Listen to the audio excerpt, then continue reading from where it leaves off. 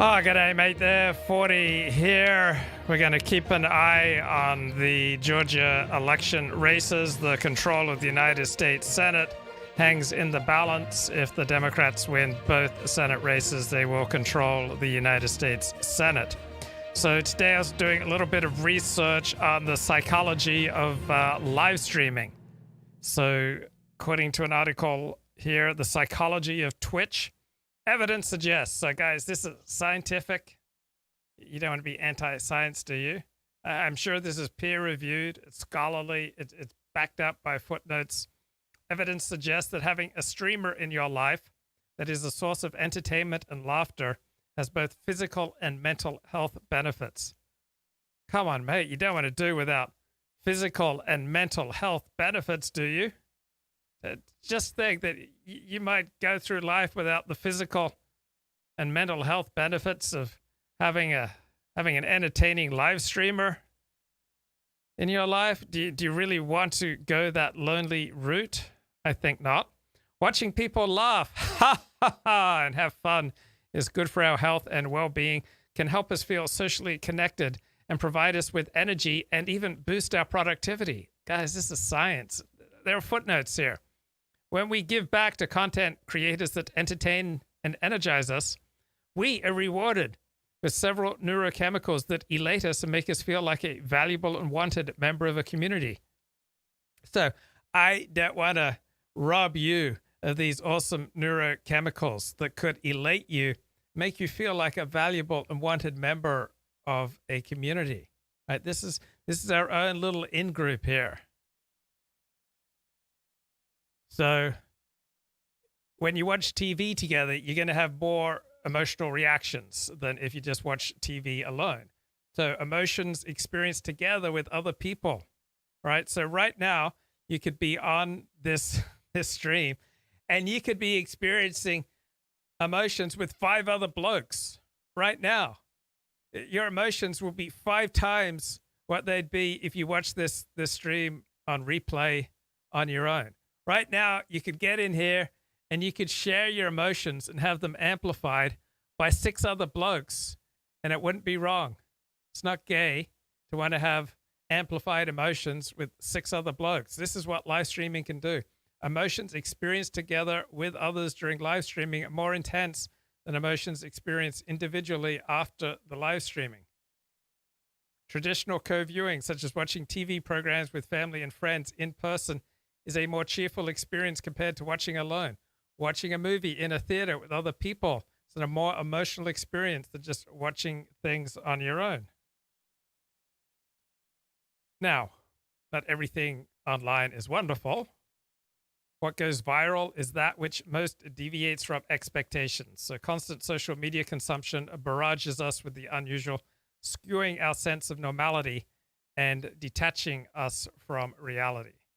So you may be asking, what is normal? Well, this is what is normal, mate. That's what I think. Yeah, that's so true. You know, I'm really glad you brought that up. I think this is really important. And if I can just speak about this for a minute, because I've really been thinking about this quite a lot. And here's the thing, right? Here's when it all comes down to it and we like really begin to understand, like, this is what I think. But this is why we have you on. It's my opinion. But I really, so my friend works at the New York Times, right? Oh, nice. Yeah. And so this is what I think. There's a lot of conversation and there's a lot of dialogue around the subject without really dissecting and understanding the subject. And I think what we really need, and I've said this before, I've said this on my podcast, if people want to check that out. Check that out as well, but we'll put the link in. I think what's really important is that we generate more conversation around, I mean, what we're doing right now. Yeah. You know? Yeah. This kind of, like, it's so important. No, for sure. It's so important. It's so important. It really is. Like, we need really this. Is. Yeah.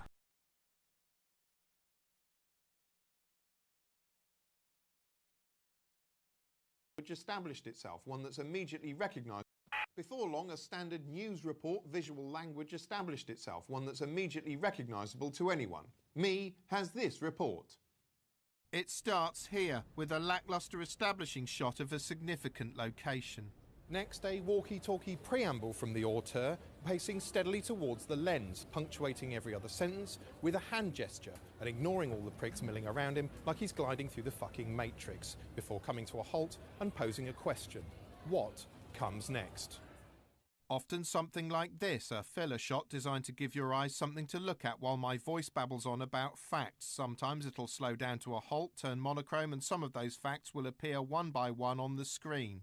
This is followed by the obligatory shots of overweight people with their faces subtly framed out, after which the report is padded out with a selection of lazy and pointless vox pops. Usually get some inane chatter from people. I think they do have too much. I think what we want to hear is actually what's happening and not what other people think of it. I hate these sound bites. I don't want some punter's opinion usually. No. Another bit of dull visual abstraction to plug another gap now before the report segues gracefully into a bit of human interest courtesy of some dowdy man opening letters in a kitchen and explaining how he's been affected by the issue. When I'm watching the news, I don't really, there's a person talking to me, telling me what's going on, and I don't really listen to what they're saying. It's just news. It's just news. He, unfortunately, was boring, so to wake you up, this is an animated chart, this is a silhouette representing the average family, and this is a lighthouse keeper being beheaded by a laser beam. As we near the end of the report, illustrative shots of pedestrians and signs and a pipe at a window, and then the final summary, ending on a whimsical shot of something nearby, accompanied by a wry sign-off. If you're lucky, a bit of wordplay fit for a king, or in other words, a regent's treat. Charlie Brooker, Newswipe, London. Okay, that's pretty good. I think he's he's nailing it there. All right, what else is going on in the news right now? We've got elections in Georgia. Sore losers. No, we haven't lost. So he'll be president for 2 more weeks. No, he will be president till 2024. Obviously Trump is saying that the election was stolen from him here in Georgia. Doesn't trust the Republican election officials here. Does that cause a problem or an issue for trust in this week's Senate election? Yes, I think it has for several people. Yeah. People are not have been demoralized and have actually told me that they do not want to vote because they feel like their vote isn't going to count. And what do you say to people when they say? I tell them, well, if the Democrats are going to steal the election, we're not going to. We're going to do the right thing and we're going to vote. Will you accept Joe Biden as president? No, he'll never be my president. Okay. But you accept that he's going to be inaugurated? No, I don't. I mean, how could that change at this point? Well, it could be a civil war. You never know. You don't actually want a civil war, do you? I don't. Show us the voting machines. Show us the ballots. Show us that this was a fair election, or we'll never accept another vote again. Ever.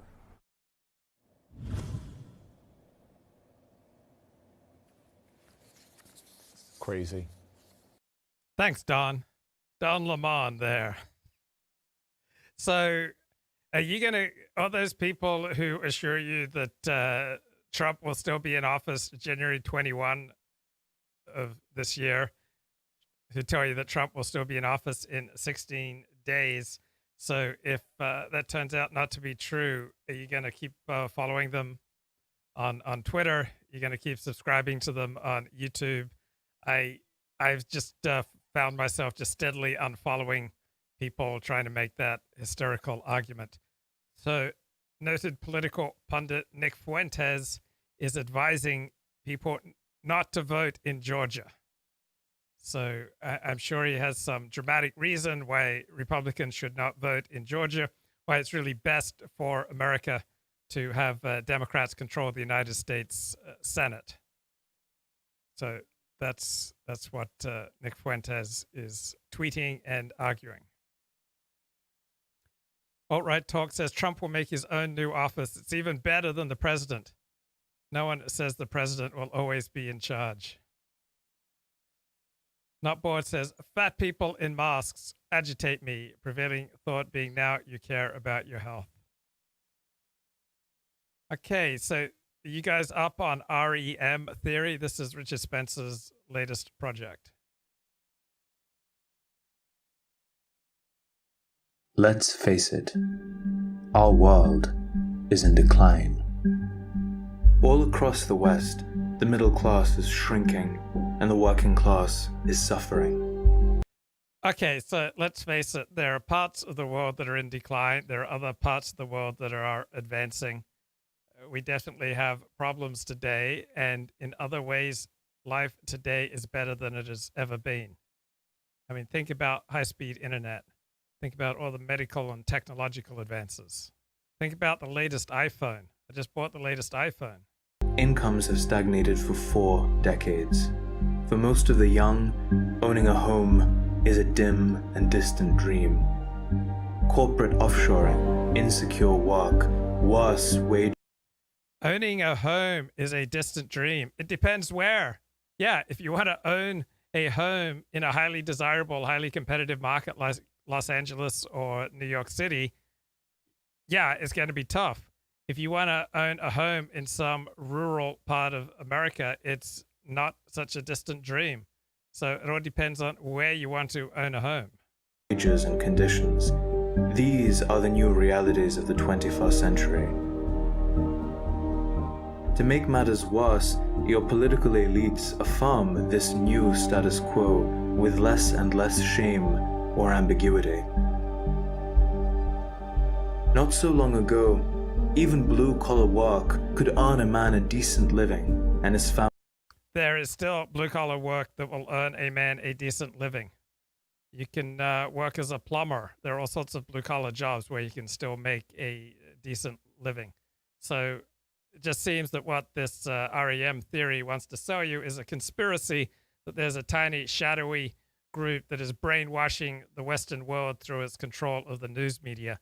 So essentially, the arguments that REM theory is making are indistinguishable from the arguments of Wyndham Lewis, the arguments of the Modernists who dominated the Intelligentsia between 1880 and 1940, similar to the worldview of Virginia Woolf or W.B. Yeats or the other people that I've been talking about in previous streams. So I strongly recommend, if you want to understand the deeper intellectual roots of Richard Spencer's latest REM theory, pick up John Kerry's great book, The Intellectuals and the Masses. So, according to Wyndham Lewis, that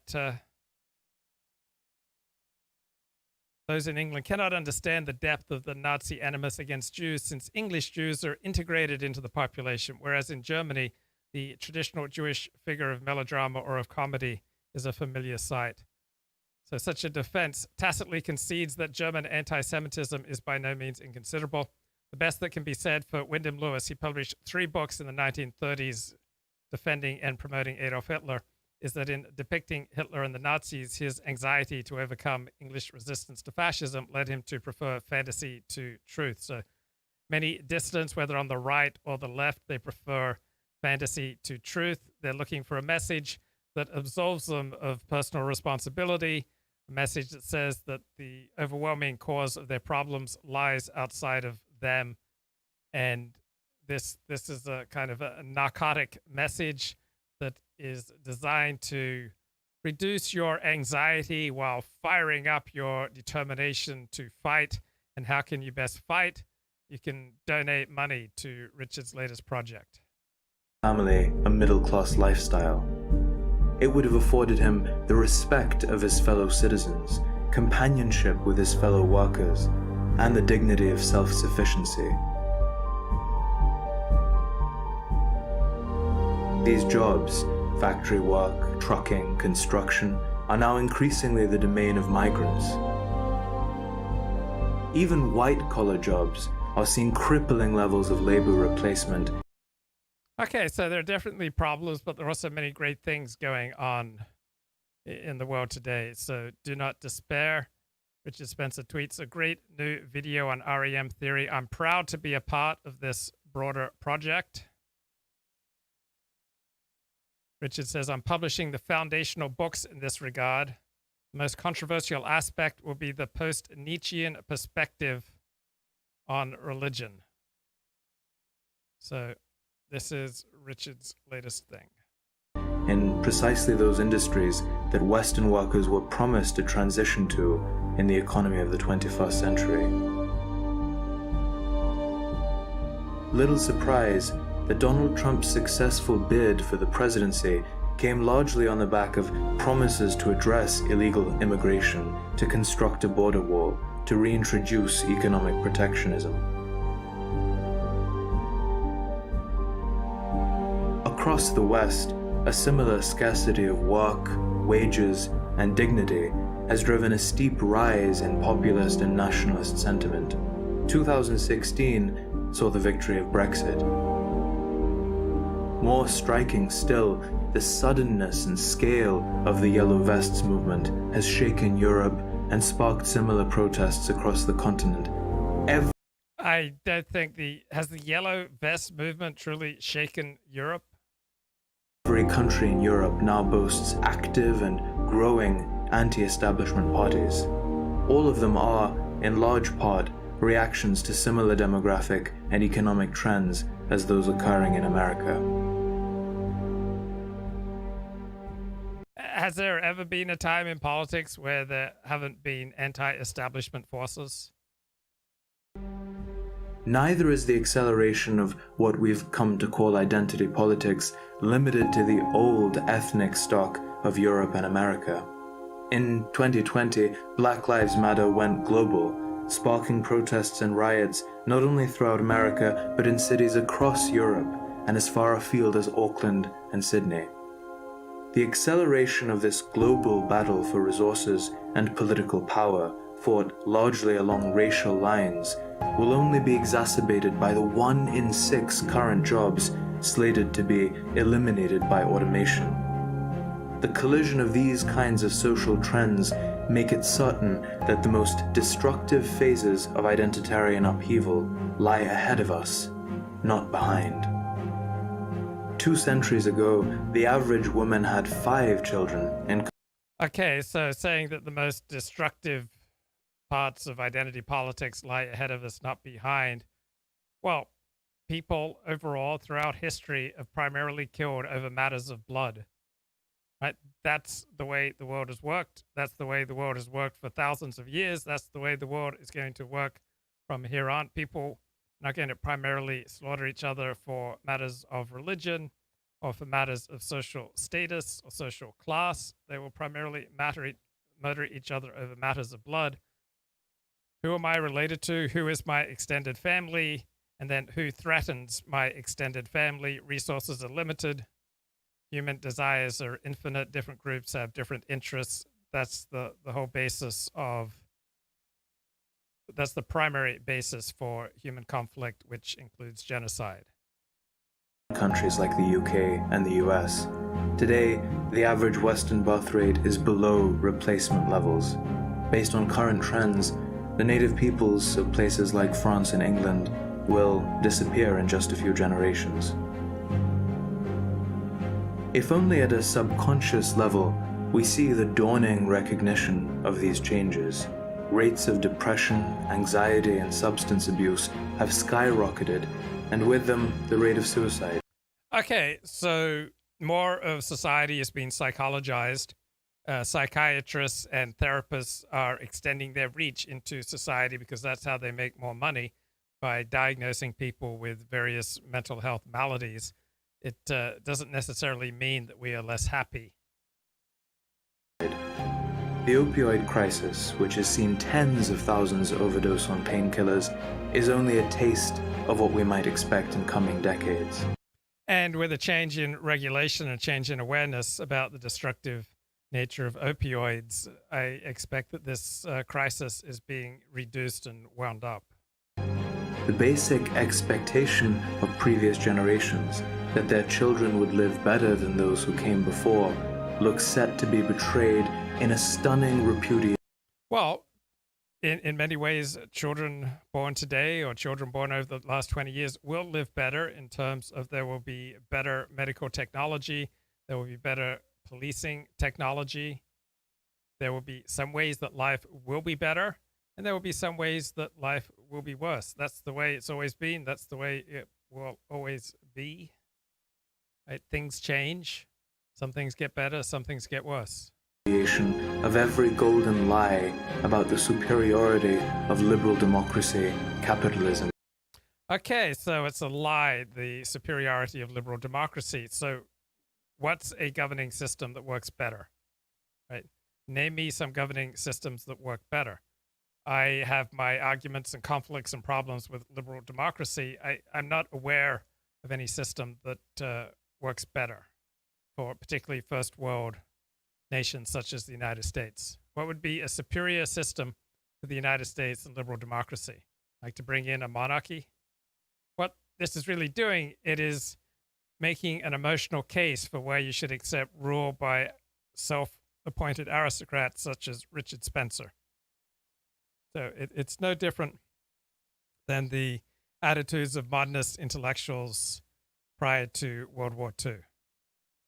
I mean, they love fascism because fascism, in their imagination, is an aristocratic political system, and it separates them from the hoi polloi.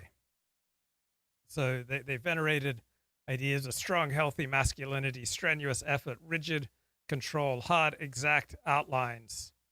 So Wyndham Lewis, big fan of the disciplined fascist party in Italy. Well, the disciplined Italians turned out to be lousy at making war. And Wyndham Lewis, type of freedom with a rigidly organized bureaucratic state. That Mussolini had saved Italy from the humbug of democratic suffrage. He represents individual will overcoming the confusions of the masses. Mussolini shows how a tyrant with virtual powers of life and death, who is astute enough to employ a local band of assassins who clamps down on newspapers, placing them under the direct control of central government, can restore social health. So this essentially is Richard Spencer's dream. This is what Richard Spencer wants to do. So Mussolini and Hitler and Spencer, they want to banish politics and economics. These are boring and wasteful sham sciences which are sprung up in support of the great pretenses of democracy. They're going to simply die out in the fascist state. So this is a worldview that prefers classical authority and marble rigidity as opposed to the softness and flabbiness of the female flux. So Wyndham Lewis would depict Hitler stressing his rigorous, clean living masculinity, the celibate inhabitant of a modern and modest alpine chalet, vegetarian, non-smoking, non-drinking, the most unassuming and simple of men. His stormtroopers, Wyndham Lewis assured us, have been much understood in England. Far from being armed roughs and hoodlums, they resemble a picked police force. Legality is their watchword.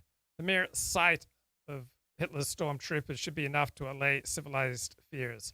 These hefty young street-fighting warriors have not the bloodshot eyes and furtive manners of the political gutter gunmen, but the personal neatness, the clear blue eyes of the police. The Anglo-Saxon would feel reassured at once in the presence of these straightforward young pillars of the law. Who are these young pillars of the law? Adolf Hitler's stormtroopers. And modern values. Underlying and facilitating this economic rot is a deeply rooted cultural decadence. To name but one example, the intellectual movements associated with the Frankfurt School have cast dark associations on the old bases of society. To these self-styled renegades, the fundamental legitimacy of the family, of traditional complementary gender roles, and of parental authority were evidence of sexual dysfunction, repression, and even hatred. Yeah, so what's the quality of the family lives of many of our alt-right leaders? Are they paragons of healthy family lives? Ironically enough, the resulting collapse of social harmony, the overt sexualization and pornification of culture. A good thing that we don't have all sorts of sexualization and pornification going on with alt-right gatherings in Richard Spencer's life, in the life of our aristocratic elite of the alt-right. Has led to a widespread sexual and spiritual sterilization. People are increasingly... So this is why I've always gotten nervous at the word spiritual, because it can mean absolutely anything. It's like infinitely flexible. There are no moral strictures connected with it. So do you think that the people behind this video, that they would have some moral reservations on the path to power? You think there'd be anything that would morally repulse them? It's like, oh no, I can't go there. that would be against my spiritual directives. Living single, sexless, loveless lives, and the disappearance of committed marriage is a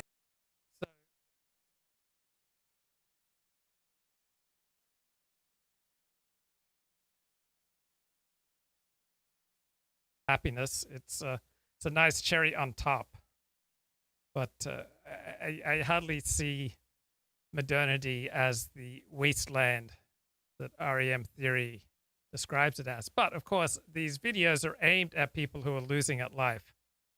They're aimed at people prone to conspiracy theories, to people who essentially want to revive the Third Reich and bring it to America. Foregone conclusion. At times, we get a sense of how deeply ingrained this decadence has become. We clearly perceive the promotion, even the celebration, of bad morality, bad spirituality, bad aesthetics, and we're cast in the position of naysayers and prudes. Part of the reason the culture industry is so invasive and parasitic on public morals is because this shift has happened slowly. So invasive. You determine, right? You determine whether your phone pings every time you get a notification. You determine how much social media you use. You determine whether or not you subscribe to Netflix. You determine whether or not you watch TV. You determine whether or not you listen to popular music. You determine how much of the modern culture you want to participate in. Because I know in my own community of Orthodox Judaism, modern culture is largely shielded out. So most Orthodox Jews are virgins when they get married. Most Orthodox Jews manage to protect their children from this filth. We as individuals and as a collective have been the proverbial boiling frogs. We have been subtly subjected to more and more extreme and decadent conditions without becoming aware of it. This series of videos is intended to break that pattern by looking at cultural forms. Yeah, you're not aware of it. Like, you've just been slowly seduced into looking at pornography.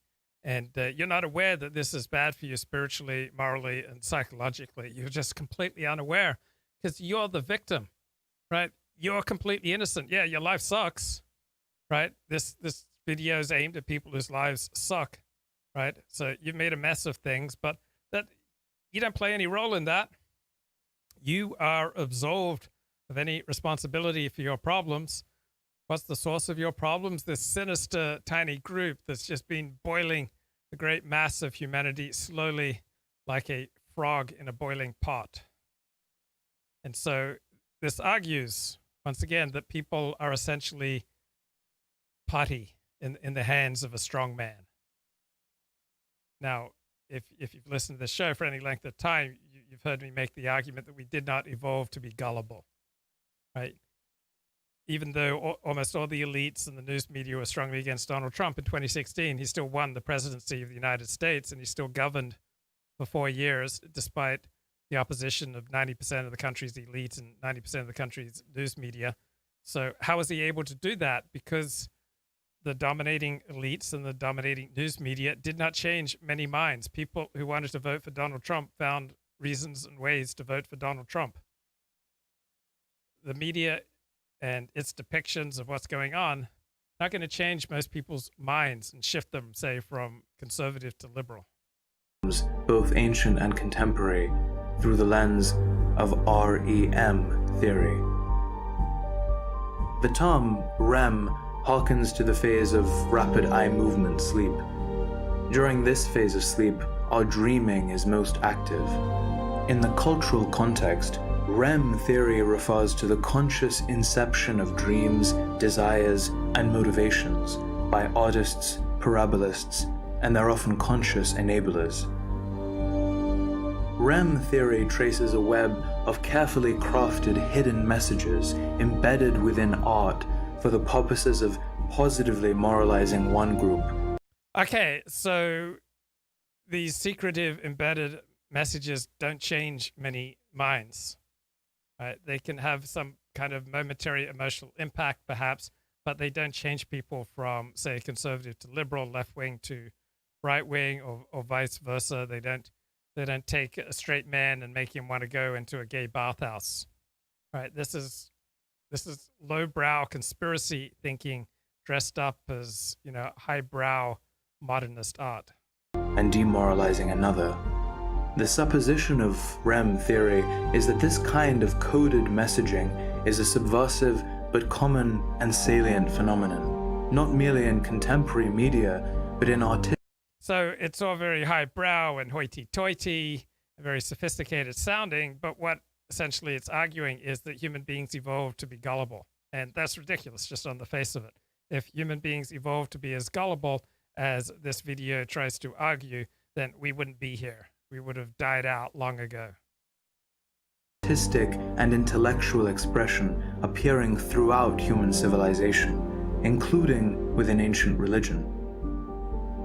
The theory argues that at a certain stage of civilizational development, such subversive messaging will appear, concealed in relatively innocuous or acceptable forms. As audience... So advertising didn't ruin Western civilization, but this is just like what I was reading from the book, The Intellectuals versus the Masses. The intellectuals hate advertising. They hate newspapers. They hate the wireless. They hate movies. They hate TV. They hate that the masses are able to fly on airplanes. They hate that the masses get to determine public policy through their votes. Okay, so it's not a new theory, but is the theory sound? No, it's not sound, because this theory is arguing that human beings are essentially stupid, that people are essentially gullible, that people are essentially credulous. If human beings evolved to be as gullible, stupid, and credulous as this video portrays them, we wouldn't be here, right? We would have died out long, long ago. When it comes to making the most important decisions for our welfare, we, generally speaking, don't operate according to what advertising tells us. Advertising has very little effect on shifting us in a 180-degree direction. It may shift us perhaps 1 degree. So we had the Democrats in the 2020 election spend over $100 million on some Senate races, and they effectively didn't change any votes. So I'm not saying that no advertising and no public arguments and no movies never changed nothing, nobody, never. No, they can have some mild effect, moderate effect, modest effect. Not even 3%. They don't even change 3%. Masses were not swayed away from voting for Trump by MSM and big tech, 10 to 20% of the votes. If that was true, then the masses would have been voting for Republicans for, 60, 65, 70% of the vote the last few decades. It's never happened. There's absolutely no evidence that the masses were swayed from voting for Trump by MSM and big tech by 10 to 20%. It's possible that they might have been swayed by some figure less than 1%. Yeah, I'm open to that. Advertising does work. Why do you want to eat a hamburger after seeing a McDonald's commercial? Right, so it can have some effect. If you're already predisposed in a certain direction, it can give you more reasons to act on it. So if you're hungry, you like hamburgers, you see an ad for a hamburger, you think, yeah, I want that. But it's not going to shift you 180 degrees. It might shift you 1 or 2 degrees. It'll help you go in a direction that you already want to go. If you hate the taste of McDonald's Big Macs, no matter how much advertising you watch, you're not going to go out and buy any. But if you like them and you've simply forgotten about them and you see an ad and it reminds you, oh, Big Macs, I had really good experiences with Big Macs. Yeah, Ford is saying it won't make you do things that you would never normally do. It won't make you do things that you are committed against. Now, if you're sitting there thinking, oh, I'd like to try a new granola bar, and advertising shows you a new granola bar, then you think, oh, I may want to try that. Or if you're split on who you're going to vote for and you see an ad and it makes a really strong case, then that can shift you. So possibly up to 1% of the population may well be shifted by political advertising or other forms of advertising. As populations come to trust this artistic mode or medium, the messaging will steadily... See, this is its point, that the masses are stupid and the masses are all controlled by these screens. That people are too stupid to make any decisions on their own. They have no individuality. They have no sensitivity. In fact, they're not even human. They're essentially just automatons who are programmed by this tiny shadowy force, essentially the Jews. That's the underlying argument of this video. And this thinking has been prevalent in intellectual circles since the 1880s.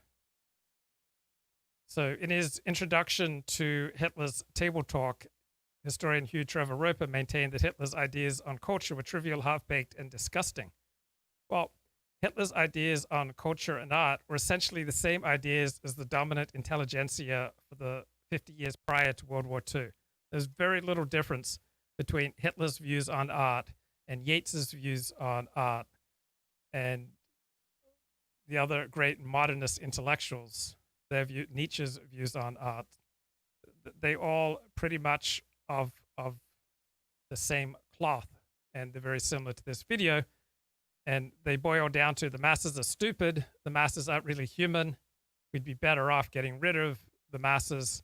We need the aristocrats to rule. The aristocrats should be subsidized by the state, and the aristocrats know what is good. They grow more explicitly subversive. The result is a gradual but radical and deep-seated conditioning of target populations. See, they're arguing that there's this shadowy group that is doing the shadowy brainwashing of humanity so that people no longer know that up is up and down is down. So I don't argue, once again, that advertising and rhetoric can't make any difference. But generally speaking, it's much more in the direction of, say, a 1% orientation difference rather than the 180-degree orientation difference that is argued for in REM theory. To demonstrate just how far this process has reached in our own time and place, perhaps it's simplest to point to Hollywood's sister industry in the San Fernando Valley, also known as Porn Valley. The internet has fundamentally changed the way in which pornography can be consumed. The average age that a child first views pornography is now 11 years old. Some studies have suggested that children aged 10 and under account for a full fifth of online porn consumption. Okay, so this rings true to me. So there has been a fundamental shift in the way that porn has been consumed and its availability, and the at ever younger ages that people begin accessing this product. And I believe that it probably does have some negative effects. From an early age, children, prepubescence, and adolescents are desensitized to sex, and their ability to pair bond is irreparably compromised. Okay, that's where I would argue their ability to pair bond is irreparably compromised, because we know that for the middle and upper classes, their ability to pair bond is as strong as ever. Okay, people in the upper middle class and the upper classes, they tend to get married for life, stick around, have kids, raise their kids. So some people on the margins, is their ability to pair bond damaged by their use of pornography? Absolutely.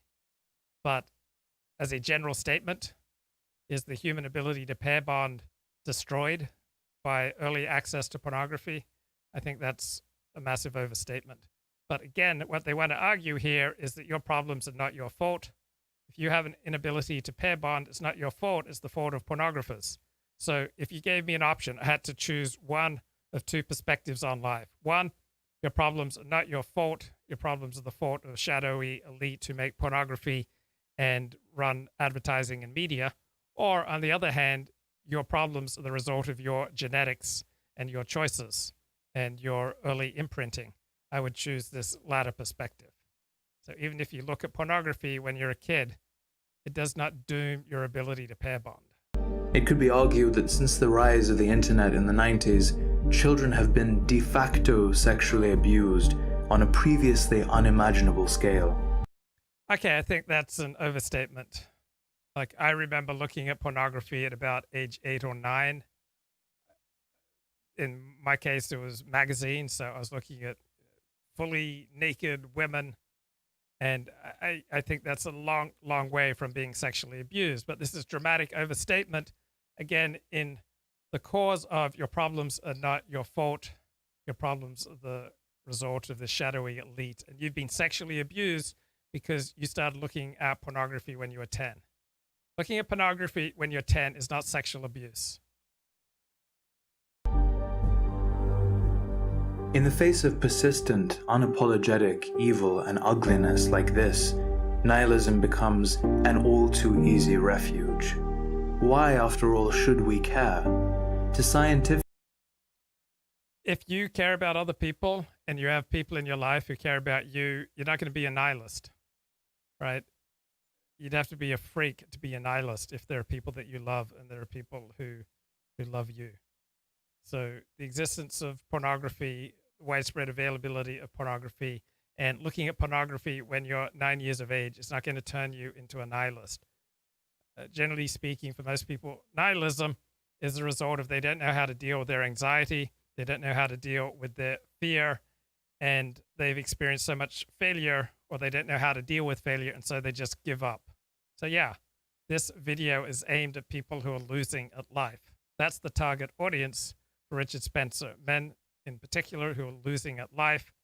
And the winning message, the appealing message is, this isn't your fault, it's the fault of the Jews. Scientifically and historically enlightened men, all human time passes in the blink of an eye. All human achievement is trivial and temporary. Good and evil, beauty and horror have the same rights, the same validity. Perhaps this is where the story ends, with the race of people Nietzsche called the last men, who struggle only to end struggle, who tend quietly to their machines and to the tiny garden of their human rights. In the end, it's a testament to our ruined psychological state that such a question even need be asked. No other being questions the legitimacy of its own striving and survival. Some historians and philosophers have argued that this decline is inevitable, even terminal, that civilizations are like plants arising from soil, reactive to the seasons, each basking in a golden springtime, each withering in an inevitable fall. But is such a fall, in fact, inevitable? Are these cycles beyond our control? Are we incapable of grasping the roots of this dilemma, of finding a cure to this disease? Any change would require a new consensus based on a new system of understanding. But what would change the consensus? Some have surmised that a religious awakening is necessary, such as a return to Christian values. REM theorists conclude that the answer is Apolloism.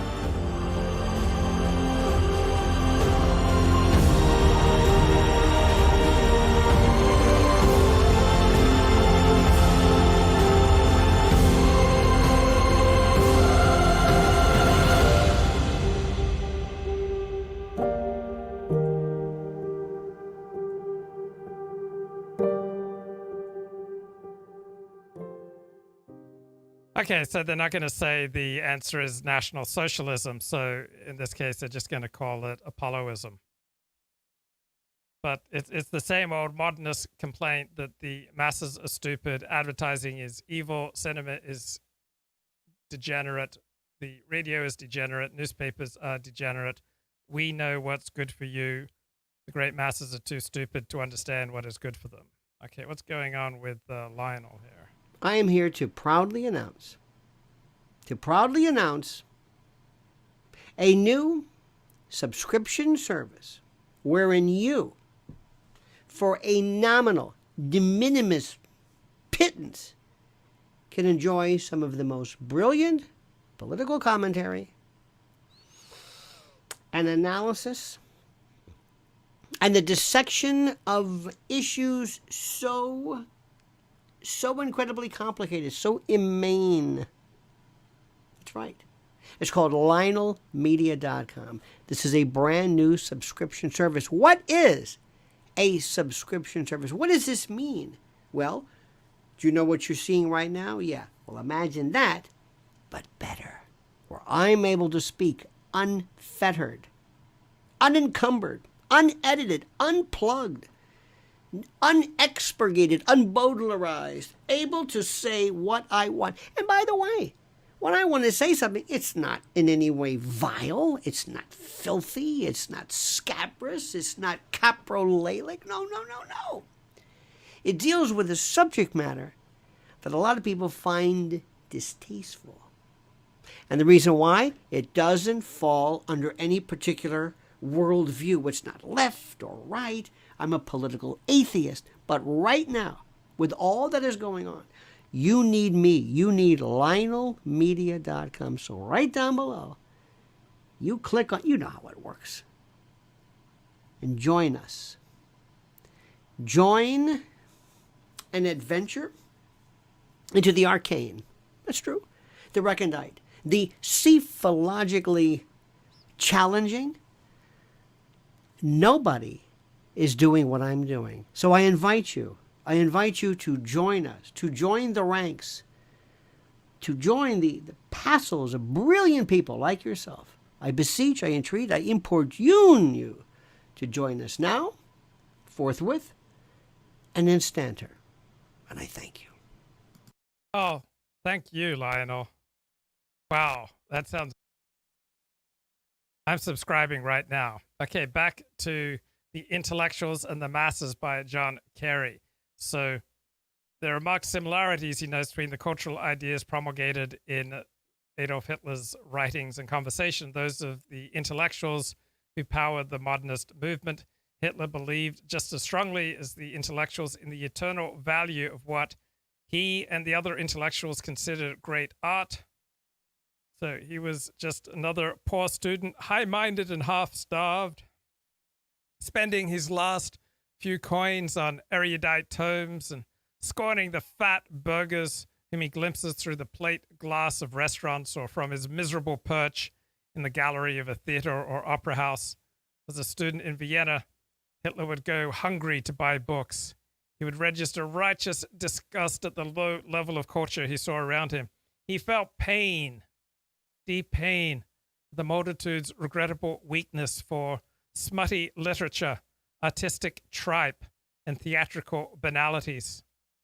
Like the dominant English intellectuals, he blamed this degeneracy on the mass media, deploring the poison spread among the masses by gutter journalism and cinema bilge. His own inclinations were undeviatingly highbrow.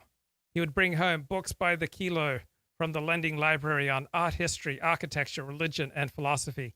Nietzsche was often on his lips. He could quote Schopenhauer by the page. He admired the works of Cervantes, William Defoe, Jonathan Swift, Goethe, Thomas Carlyle. He loved Mozart, Bruckner, Haydn, and Bach. He idolized Wagner. It was the achievements of the old masters, particularly Rembrandt and Rubens, that he applauded. He strongly advocated state subsidies for the arts.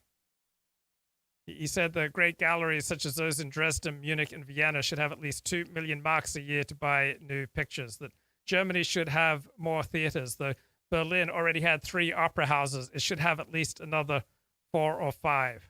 This just showed Germany's superiority to the materialistic society of the United States. The Americans, they had cars, clothes, and refrigerators, but the German Reich could boast 270 opera houses and a standard of culture which Americans could have no conception. So Hitler's contempt for the vulgar materialism of America was shared by the dominant European intellectuals from Gissing to F.R. Levinas and beyond. Hitler believed just as firmly as T.S. Eliot or Wyndham Lewis on the permanence and divinity of aesthetic values.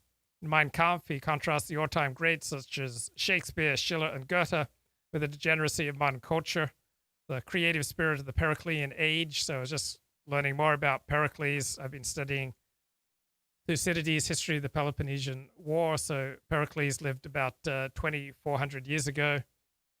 Pericles, at the time of Pericles, we got the Parthenon. Hitler venerated the divine spark as it flashes forth from the shining brow of genius. See, it's all the same thing as that REM theory that you just watched. Art is higher and more valuable than science or philosophy. It's more permanent than politics. Wars. So Hitler said politics is downstream from culture. Wars pass by. The only things that exist are the works of human genius. This is the explanation of my love of art. Music and architecture record the path of humanity's ascent. Nothing can take the place of the great painter or poet. The highest realm is that of artistic creativity. The inner force of a nation comes from its worship of men of genius, such as Richard Spencer. Right, there's nothing trivial, half-baked, or disgusting about these propositions from the standpoint of the 20th century's dominant intellectuals. There's no real difference between Hitler's views on art and, say, George Steiner, the Jewish literary critic. Right, it's the same thing. Whether it's REM theory, George Steiner literary criticism, T.S. Eliot, Adolf Hitler, it's all pretty much the same view on culture and art and the same view of the stupidity of the masses. So Hitler says that the great achievements of Western art demonstrate the supremacy of the Aryan race. It's obviously more highly creative than a tribe of Negroes, according to Hitler. And H.G. Wells, Wyndham Lewis, W.B. Yeats, none of them would disagree. Like Wyndham Lewis, George Steiner, the other dominant intellectuals, Hitler believed who proves whose art is superior? God. It's the divine spark that makes art great. God underwrites the music of Mozart. You don't want to be against God, do you? It's God behind the plays of Shakespeare and other intellectual preferences. It's God is behind all his artistic tastes. Power of great artists and great writers. Writers, according to Mein Kampf, is the innate product of divine grace. Only the Aryan race, in Hitler's view, produces great artists and writers. So the cultural achievements of the West endorse the status of Aryans as the highest image of God among his creatures. And there are a whole bunch of intellectuals who invoked God's artistic preferences to provide the final and stunning argument for their own cultural tastes. All right, I wonder what we've got here. We got a little bit more on REM theory. This is Richard Spencer talking to his old mate. What's his name? Mark Rommel.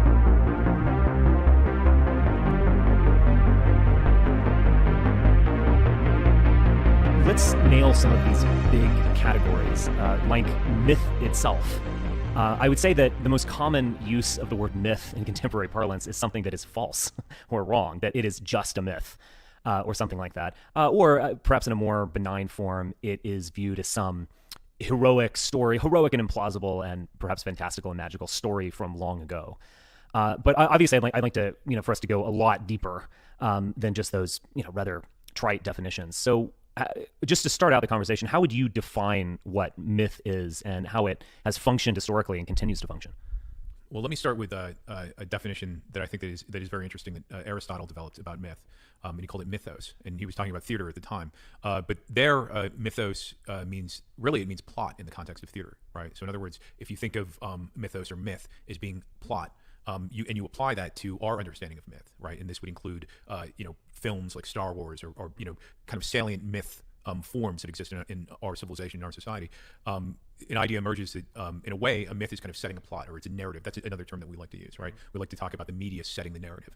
So myth is, I think that is kind of one way of looking at myth. It's a kind of definition of myth in the sense that it's directing human thought and human behavior, ultimately. It's setting up a kind of model for human behavior, and it's directing human behavior. And the other thing that Aristotle develops, too, is the word ethos, right? Now, we're all familiar with the word ethos, and that, in our understanding of it, it's a reference to kind of the morals. Right, you may have some arguments with National Socialism, but at least it's an ethos, guys. So have you seen or heard about this terrific Romanian documentary called The Collective? It's just absolutely stunning. Let me see if I can play some of it.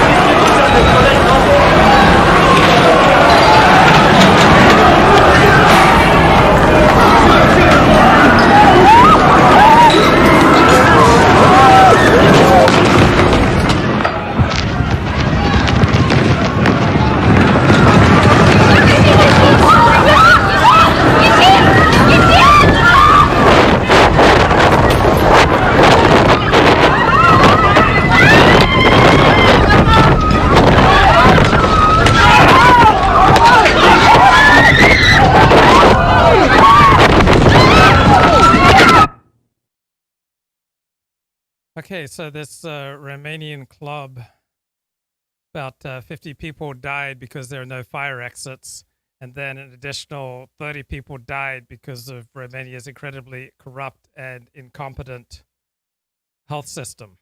And so this documentary, The Collective, is about a Romanian sports newspaper that does a lot of investigation about the extent of government corruption. So it's called The Collective. You can rent it on YouTube, iTunes, Amazon. The Collective came out in 2019. Very powerful stuff. Or attitudes of a time or a society or a place. The way that Aristotle uses it in the context of theater is that ethos is character, but not just a person's character, a person's moral character, but actually like the character in a play, right? So ethos, and that has a way of kind of crystallizing the idea that a character in a play becomes a kind of moral paragon, or becomes a model for people to follow, right? And the way the mythos becomes the plot, becomes sort of the trajectory of the character or the ethos. So, I mean, I think those are kind of interesting ways to look at myth, but more generally, myth. I argue that myth and art. I argue that myth and art and religion are all kind of the same, are all essentially ultimately the same phenomena, and that is a kind of it's one of many sort of manifestations of a kind of human mating call, as it were, right? So, especially if it's cultivated in a kind of intelligent and conscious way, or that's when it's kind of at its most effective. That myth, religion, and art are mating call. Propaganda. Yeah, mating call. Anyways, I have a sense that you're about to say something. Well, yeah, I mean, I want to talk about the mating call, but I want to go back even deeper. I mean, one thing that you recognize when you have children in particular is the power of story, and how even a child as young as 2 or 3 or 4 has something that must be built in, must be hardwired. This isn't just something that is bequeathed to them by their parents or by schools or by television or anything like that. They have this hardwired desire or way of functioning through stories. And there's a beginning, a middle, and an end to something. They want to hear stories. They understand the world very often in terms of stories. Very young children, again, in 2 and 3, will tell stories. And the stories actually have a bit of a plot to them, even if they're silly and a bit ridiculous. They'll have a beginning, middle, and end. There'll be a major turning point. They'll be actually trying to give you a moral to the story that they tell you. And this is something, again, that I've seen among my own children who are quite young. And so I don't believe this is something that I educated them to believe. I think this is actually a deeply human trait, in the sense that we understand information through story. We understand our own life as a story. We understand relationships to other people and institutions, etc., as a story. And that this is a kind of primal way of conveying information, particularly in a pre-digital age and particularly in a pre-literate age, in the sense that, we're not altogether too different from ancient hominids, or at least early versions of ourselves, say 5,000 or 6,000 years ago, in the sense that, we didn't have the internet where there's a tremendous amount of information at your fingertips. We didn't have the printing press, or in most cases, wide-scale use of written material where you could look something up and find information. No, information was conveyed to you through a narrative. And so, the oral tradition precedes all other traditions, and the basic story around the campfire precedes any other form of knowledge and information. And I think we should recognize the power and importance of that. Okay, I think we're all here ready to recognize the power and importance of that. The chat says, whatever happened to Greg Conte? And he is doing solid yeoman work with the National Justice Party. Mike Enoch's project. That we desperately need this. I think, I'm not a clinical physician, but I would say one impulse towards suicide is the fact that you can't tell a coherent story about your life, and you just want to gain control of it however you can, and that is a drive towards death. And I'm using an extreme example here to make a point, is the sense that we crave stories. When you read a article in a newspaper, it's going to tell a story, and even an argument tells a story. A photographic essay tells a story. A news bit tells a story, and that's why it captures your imagination, and it's how you are able to understand it. And so myth is a part of that. In a pre-literate, certainly pre-digital world, the mythic story was how you were able to understand yourself and how you were able to understand the world. And in fact, you couldn't understand both of those things without the narrative. Stories become a way, the most effective way, I would argue, of conveying morals and imbuing ethos and presenting models for people to follow, for example. So in other words, there's a reason, I'm not someone who believes, for example, the stories in the Bible, the Hebrew Bible, are true stories. I think it's a kind of work of genius, and these are parables that are being told. And they're parables that are conveying morals and conveying ideas, and they're these sort of riddles that are describing how one should behave and conduct themselves whether it's vis-a-vis adversaries or friends, right, or allies, as it were. So what I would say is that becomes that becomes the most effective way of imbuing morals. So if someone, let's imagine someone, conducting a sermon at a church and telling people, you've got to not cheat on your wife, you've got to not, be a drunk or an alcoholic. Well, then you couldn't be part of the alt-right. Come on, man. All right, let's have a look at a tweet here by Robert Wiblin. Name a more immoral discipline than bioethics. Our waste. So Tyler Cowan writes, gotta love the logic of bioethicists. So remember, we had the COVID vaccine essentially by January 13th, and we knew definitively that it worked by February 24, but we had to go through a process where over 1 million people died because it would have been immoral to allow for challenge trials. The FDA and all the equivalents of the FDA around the world would not allow for challenge trials. So Tyler Cowan logs, gotta love the logic of bioethicists. Hey guys, can we maybe run a vaccine challenge trial to help accelerate research? We got 30,000 volunteers signed up already. Ah, geez, that would be horrible. Humans are unable to consent to taking a deadly risk, though let's ignore doctors volunteering to work despite personal protective equipment shortages or soldiers volunteering to fight in remote countries. We might harm a few people with this challenge trial. Again, the odds of being harmed by this vaccine are tiny, tiny, tiny. So it's best if we just run a phase 3 trial and wait for months and months and months and months to get the results. So we essentially, the Western world deliberately waited a year for the cure for the COVID-19 virus, even though we had it back in January. But we're only allowed to distribute it now because there's these bioethical logic that we need to follow. Like, who cares if over 1 million lives could be saved by accelerating the research? We can't do that. That'd be immoral. Hey guys, we got this vaccine candidate that's only effective on young people. Can we just launch a phase 3 trial for young people while we run a separate phase 1 and 2 trial for old people? Oh, that would be bad. Old people are people too. We might hurt someone's feelings. We declare that there's a vaccine that's only available for young folks. So let's just delay the whole thing by many months, allow 700,000 people to die, and even though we could have saved their lives. Folks, I've got this Oxford vaccine that's 62% effective and has no major side effects. Can we start using? Absolutely not. Some people might get offended because they've received the 90% effective vaccine instead, even if that 90% vaccine is in short supply and won't be available to them for another 6 months. So rather than offending people, we should just let them die from COVID. That way, we're not to blame for anything. So lock that vaccine up until you run many, many, many, many, many more trials, and ignore the fact that this causes tens of thousands of extra deaths because we have to put bioethics first, guys. Come on now. In some ways, that is a kind of cruder form of moralizing that's less effective ultimately, in the sense that what's really appealing about storytelling and conveying morals through story is that it's appealing to one's vanity, right? Because you're not commanding or ordering someone to do something, right? So in other words, if we imagine that we have a society, a kind of, let's say a more moral society where, I guess it's a kind of a presumptuous thing to say, but where more people more like us are in charge of the society, and we're the ones kind of regulating what kind of media that's being developed and is being disseminated to the population. We do that through stories, and that becomes the more effective way of creating a moral population, by showing them good models and showing good models succeed in stories. There are some distinctions that are usefully made between, say, ancients and moderns, and I think here we should make a distinction between what you could call Ronchian history and contemporary ethics involving journalism and the way that the ancients understood a narrative.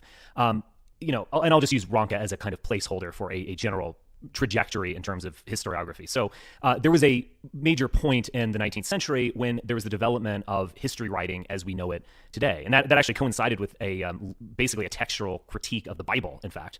But it was a notion of using the facts, using facts to convey an argument, not reaching a conclusion that is based on facts and data and so forth. A kind of almost kind of legalistic way of making an argument about history. You see this in contemporary, or at least what people say contemporary. And John Berkshire in the chat has a good point. Even Mark Brahman admits he doesn't believe that Apollo is real, just a useful and noble lie. It's religion as a tool, it means to get power. From this perspective, Apollonism is purely nihilistic. journalism is, in the sense of, just the facts. Let's get to the truth of the matter, the objective, indisputable truth, and then let's kind of reach conclusions or tell a story, you could say, on top of that.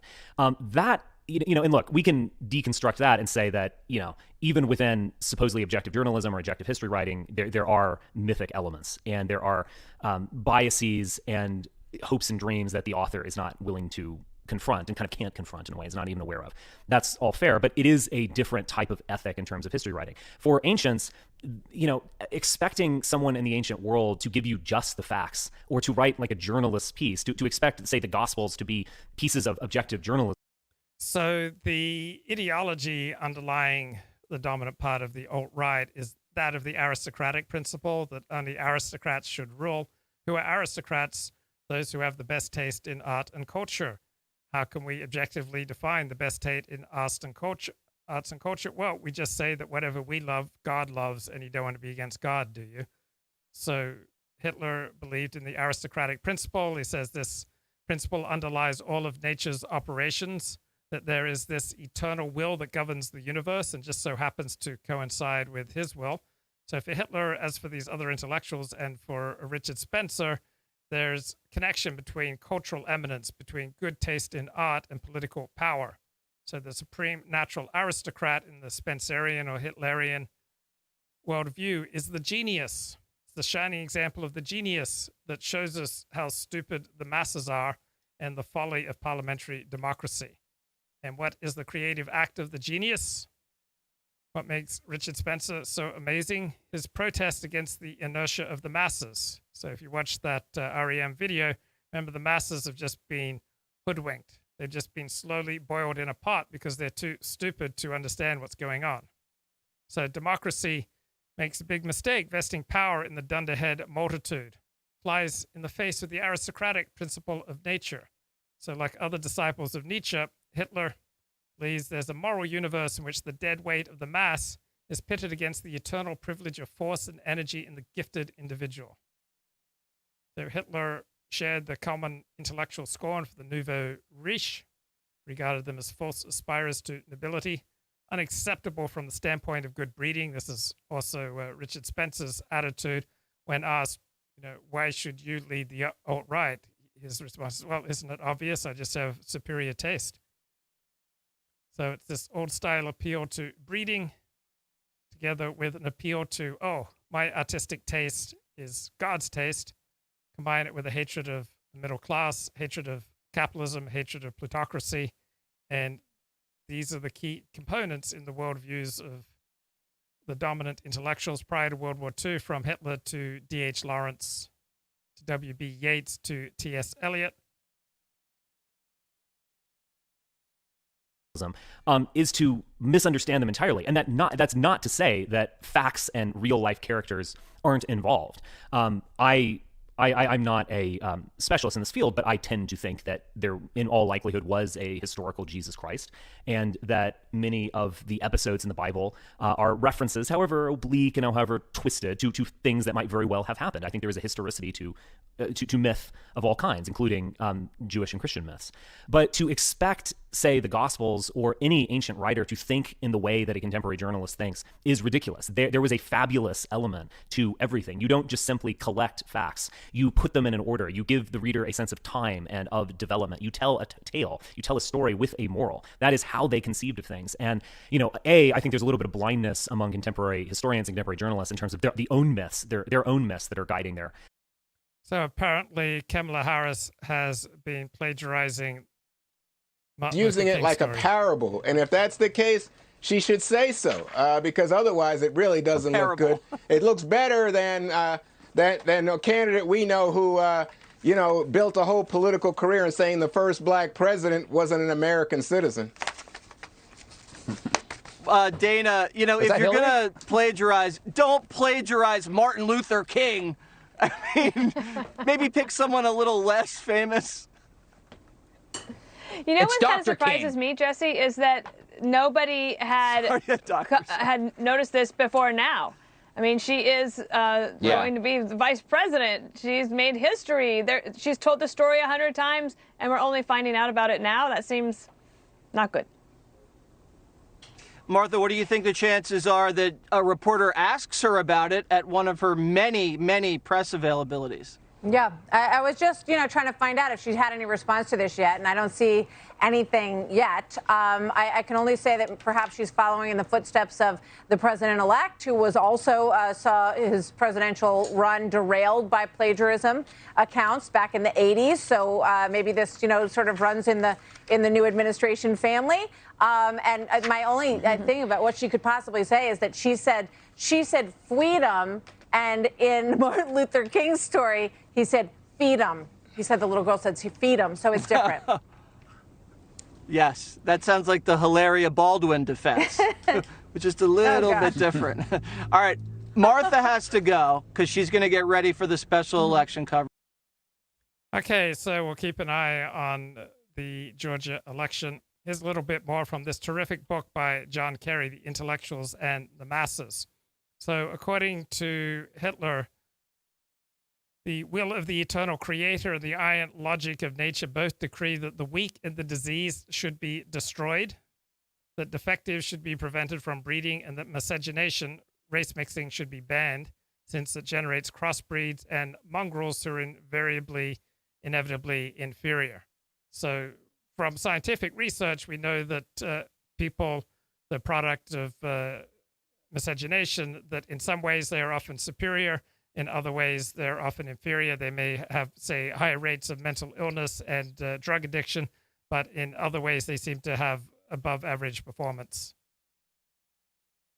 So in Hitler's view, Russians can never be individuals. Russians exist only en masse, and that explains their brutality. So there's really no difference between Hitler's view on Russians and H.G. Wells' view on black and yellow people in Africa and Asia.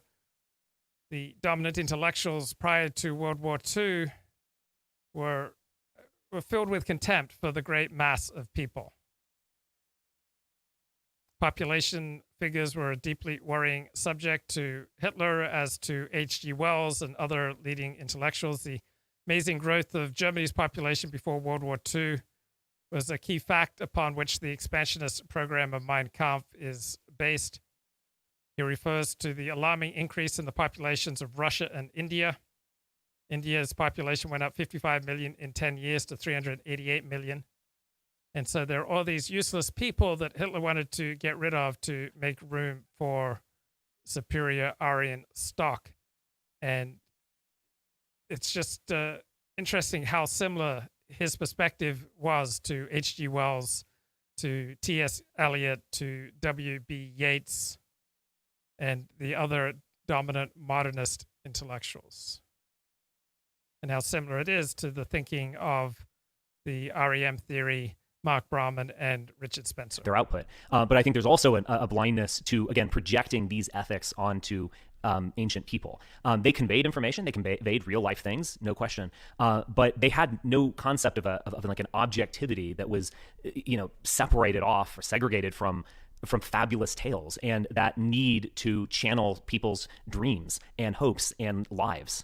And that all of these things were one, and they didn't buy into the kind of, I could say, myth of objectivity. And some good comments in the chat, noting that Martin Luther King was a massive plagiarist. And Laponius says, if Ptolemy didn't have the Old Testament written down, you wouldn't exist right now as a religious group. I think he's saying that to Jews. And Disappointed Englishman says, isn't there a theory that hybrids are hardier? Yes, I'm sure in some ways that they are hardier. So they're not going to be defective in all ways. There are ways that they are stronger than so-called purebreds, and there are other ways where they seem to have more problems. John notes, Hitler was afraid of the masses when the war worsened for Germany. He avoided making public speeches. He never visited places devastated by Allied bombers because he was afraid of angered citizens. So Winston Churchill only had one bodyguard. Hitler had hundreds of bodyguards. In fact, there's a 10-part series, much of which you can find on YouTube, and you can find the whole thing on Amazon Prime Video, talking about Hitler's bodyguards. And John says, Luke, there is definite historical continuity here. None of the ideas of the alt-right are new. Leponius refers to him as Martin Luther King. So Martin Luther King didn't probably do a lot of looting himself, but his rhetoric and his civil rights movement created space for an enormous increase in violence, which principally took the lives and property of fellow people of color. Martin Jogger King works too, says Leponius. Yes, let us not forget the strength of Brazil. Terrific soccer players, great dancers. Keith Woods and Mark Brauman are in a tiff over the subject of pan-Europeanism that Mark Brauman supports at the expense of European separate nationalists. So Hitler was no white nationalist. Most of the people that Hitler killed were white. So Hitler believed in empire. Richard Spencer believes in empire. Greg Johnson, Keith Woods are much more nationalists.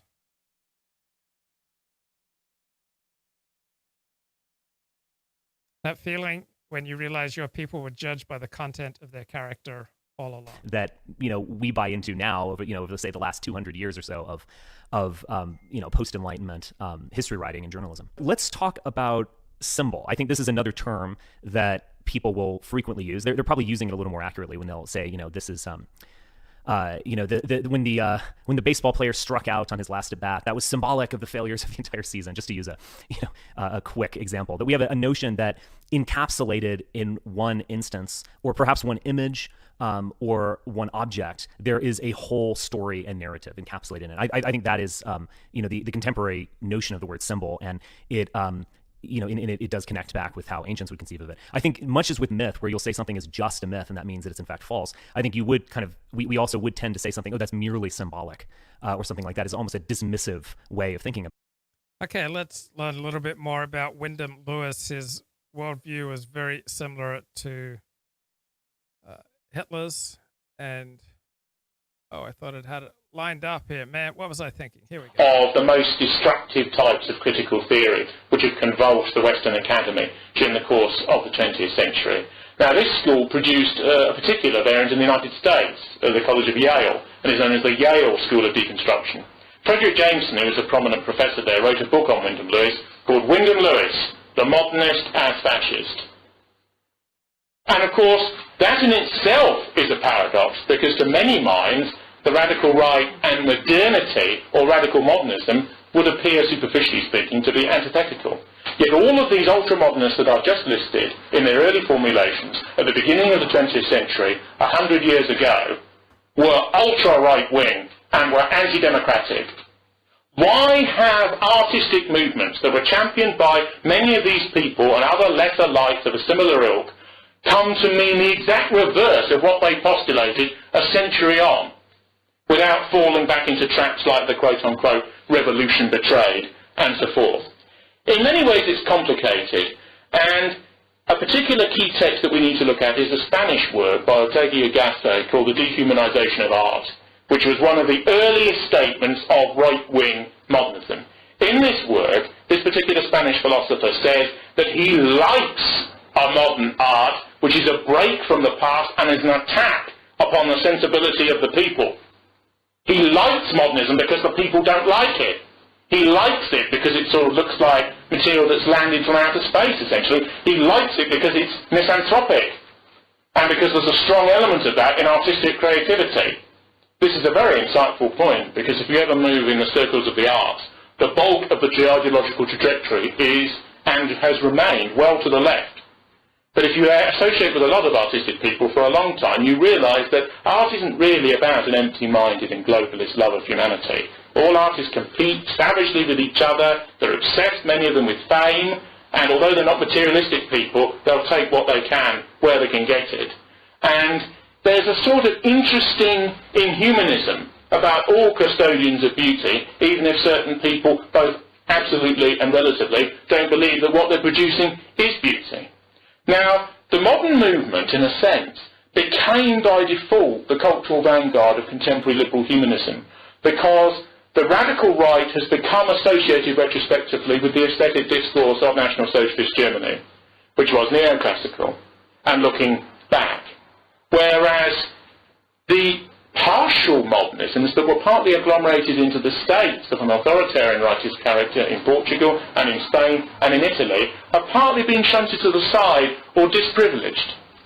Let's take the Soviet example and its many satellites throughout the Second and Third World, now many of them collapsed, in the century that's just passed.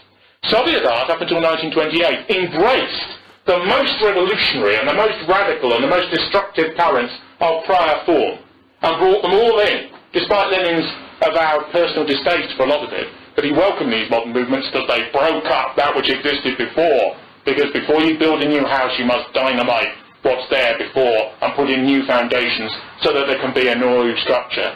There's a famous conversation between Gorky and Lenin, where Gorky allegedly said to Lenin, "What do you think of all this modern stuff, colloquially?" And Lenin said, "I can't stand it, but we must support it because it destroys." The interesting thing is that in 1928, of course, the Stalinist dispensation, after Trotsky's purging and the purging of his left opposition from the Soviet Communist Party, reversed this cultural flow. And a cultural restoration of traditional artistry came sweeping in.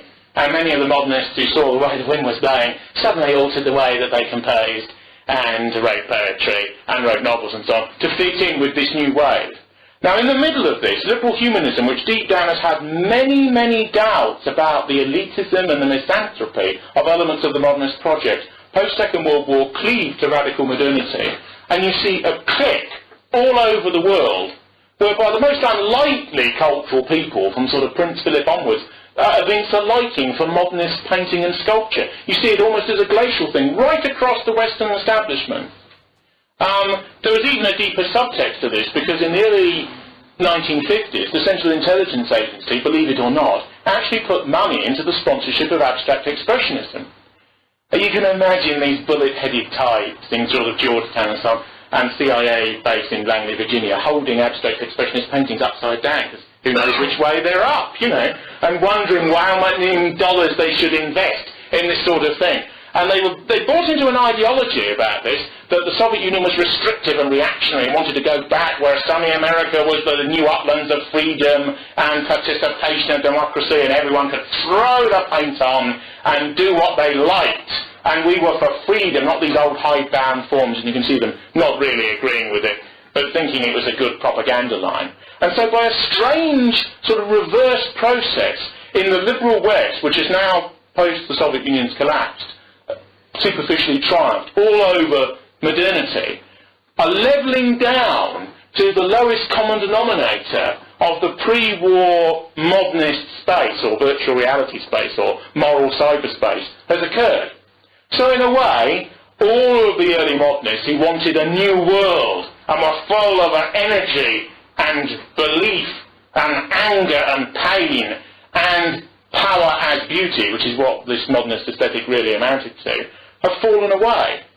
And we're left with something like the Turner Prize, which is sort of is interesting and yet ironic, because of course this prize indicates the fact that modernism has died, and died quite far back in the 20th century in terms of its own internal vitality, never mind any attributions that may be put upon it from the outside.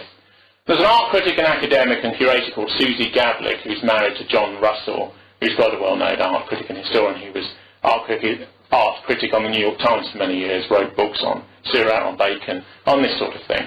Now, she wrote a book in the 1970s called Has Modernism Failed? ?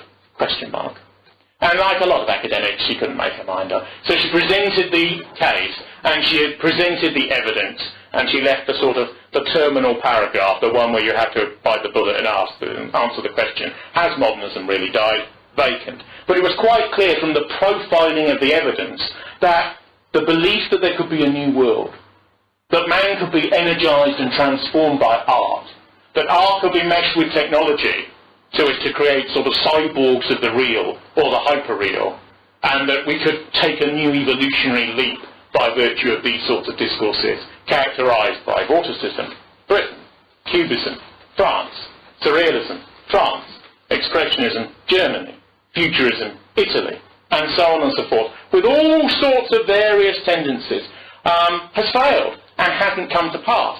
With a movement like André Breton's Surrealism, an Okay, so this is very similar to the outlook of W.B. Yeats, the Irish poet and nationalist. A more extreme version of the old Home Rule idea. They're still in the empire, but they have their own government. And the new Irish political establishment takes power, because the Irish Revolution has been a revolution against the old Home Rule generation as well as against the British. There is a new post-revolutionary elite in power. Yeats is taken up by them. He makes friends with a few of them, not many. He joins the Senate. He becomes what he will call a smiling public man. But nationalism, as I said earlier, isn't a fixed thing, and one shouldn't see it as a sort of teleology. Nationalism itself changes. Nationalism becomes, in a sense, the establishment now in the 1920s. And Yeats begins, I think, to react against it, much as he reacted against the stifling unionist establishment of his youth. And he sees the very clerical, very Catholic, very conservative ethos of the new Irish Free State in the 20s. Increasingly, he sees that as something to be resisted, struggled against, subverted. And that comes through, that subversion enterprise comes through, I think, in some of his greatest poetry of the late 1920s. As he's become a senator now, we can talk about his personal politics more. It takes us into that area for Britain. And he was by no means a Democrat. He was a believer in eugenics. Can you develop those 2 points? It's interesting whether one can always identify those politics from the poetry directly in that period. Yeats is a permanently embattled figure, and I think Roy is suggesting that, that he becomes, again, his own government as it hardens in particular ways. But he believed, and I think consistently, in not perhaps in autocratic politics as such, but certainly in the idea of an oligarchy, government by the elite. Now, who constitutes that elite is perhaps open to question. The artists, the aristocrats, these make up part of a Yeatsian ideal society. But this isn't to decry him or anything, but just to get it clear. He's not by any means a Democrat.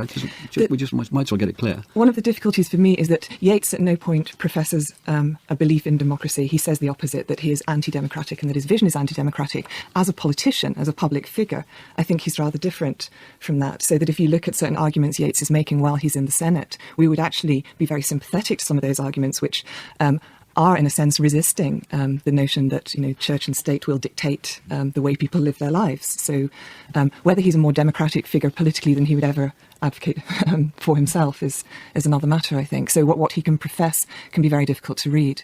How he lived is perhaps another matter. The consistency in Yeats's thought is an intrinsic belief in freedom of thought.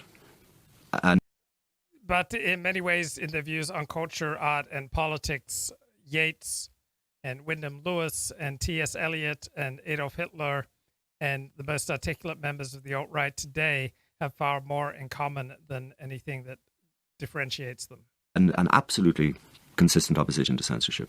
And I think that's very important, because though he is, as one of his friends who was, I think, para-fascist, Captain Dermot McManus said emphatically, Yeats was not a fascist, but he was an authoritarian. He did believe that democratic forms had failed in many places, but he always believed in the absolute freedom of thought for the individual and the artist, and that isn't really compatible with fascism. No, but I'm just going to stay here for one moment, then we'll move on. But he was very sympathetic to and friendly with the ideas of Ezra Pound. He was a fan of Mussolini. I'm talking from the notes from the stuff you've read. I mean, I just think it should be faced up to. But Melvin, he was very friendly with Ezra Pound, but he thought many of Ezra Pound's political ideas were bonkers. He was close to Pound personally. He believed in Pound as an artist. He did not share Pound's politics in the sense of being personally committed to the Italian fascist cause. Yeats lived in Italy in the late 20s and took curiously little interest in what was going on in Italy politically. Italian poets who went to see him were struck by this, that he might as well have been living in Dublin, one of them. So why did he have little interest in Italian politics? Because he was an Irish nationalist. Take a deep breath, facing three Yeatsians. What about eugenics then, Warwick Gould? Well, I think one would have to ask several questions about eugenics, one of which would be that there were different kinds of eugenicists at the time, and the other would be to suggest just how prevalent it was as a mode of intellectual thinking. On left as well as right. On left as well as right, yes. I mean, to come back to what Roy was saying and Fran about Yeats's political mindset, it is that he does commend the rule of the able and the educated. There's no question about that. And that, therefore, he remains attracted by intellectual fashions. And intellectual and political fashions. And I think this explains why it is that he sometimes finds himself poetically experimenting in the service of a cause from which he will subsequently withdraw. So there was a moment of enthusiasm for the kind of Blue Shirts in Ireland in 1933, a sort of summer of madness, where he's very excited that they can't just make the shirts fast enough to keep up with demand. But a distancing after that as well. And I think one of the difficulties with attaching, either a label fascist or with talking about Yeats and eugenics is that our view of that is now coloured by the experience of Nazi Germany in World War II, and it is very difficult to think back to, as Warwick is saying, an intellectual climate in the 20s and 30s where many of the ideas were talked about, were current, were not necessarily as sinister at the time as we now perceive them to be. That's a very fair point. This is it. This is it tonight. Today, Georgia. Tomorrow, the electoral vote. This is it. This is it. This is it. Do you understand? This is it. Now, there might be some more fighting. After the vote, there may be more litigation. There might be more. But this is it. You understand this? This is it. Tomorrow, this vote that nobody can really understand. Well, I'm going to vote. Maybe I'm going to vote. I don't know. Maybe I'm vote. Josh Hawley. Wasn't that something how he came out of? Well, first it was Mo Brooks. Mo Brooks said, I think I'm going to do it. And then Josh Hawley said, get out of the way. I'm going to do it. I'm the one. And then Ted Cruz says, oh, no, you don't. Get out.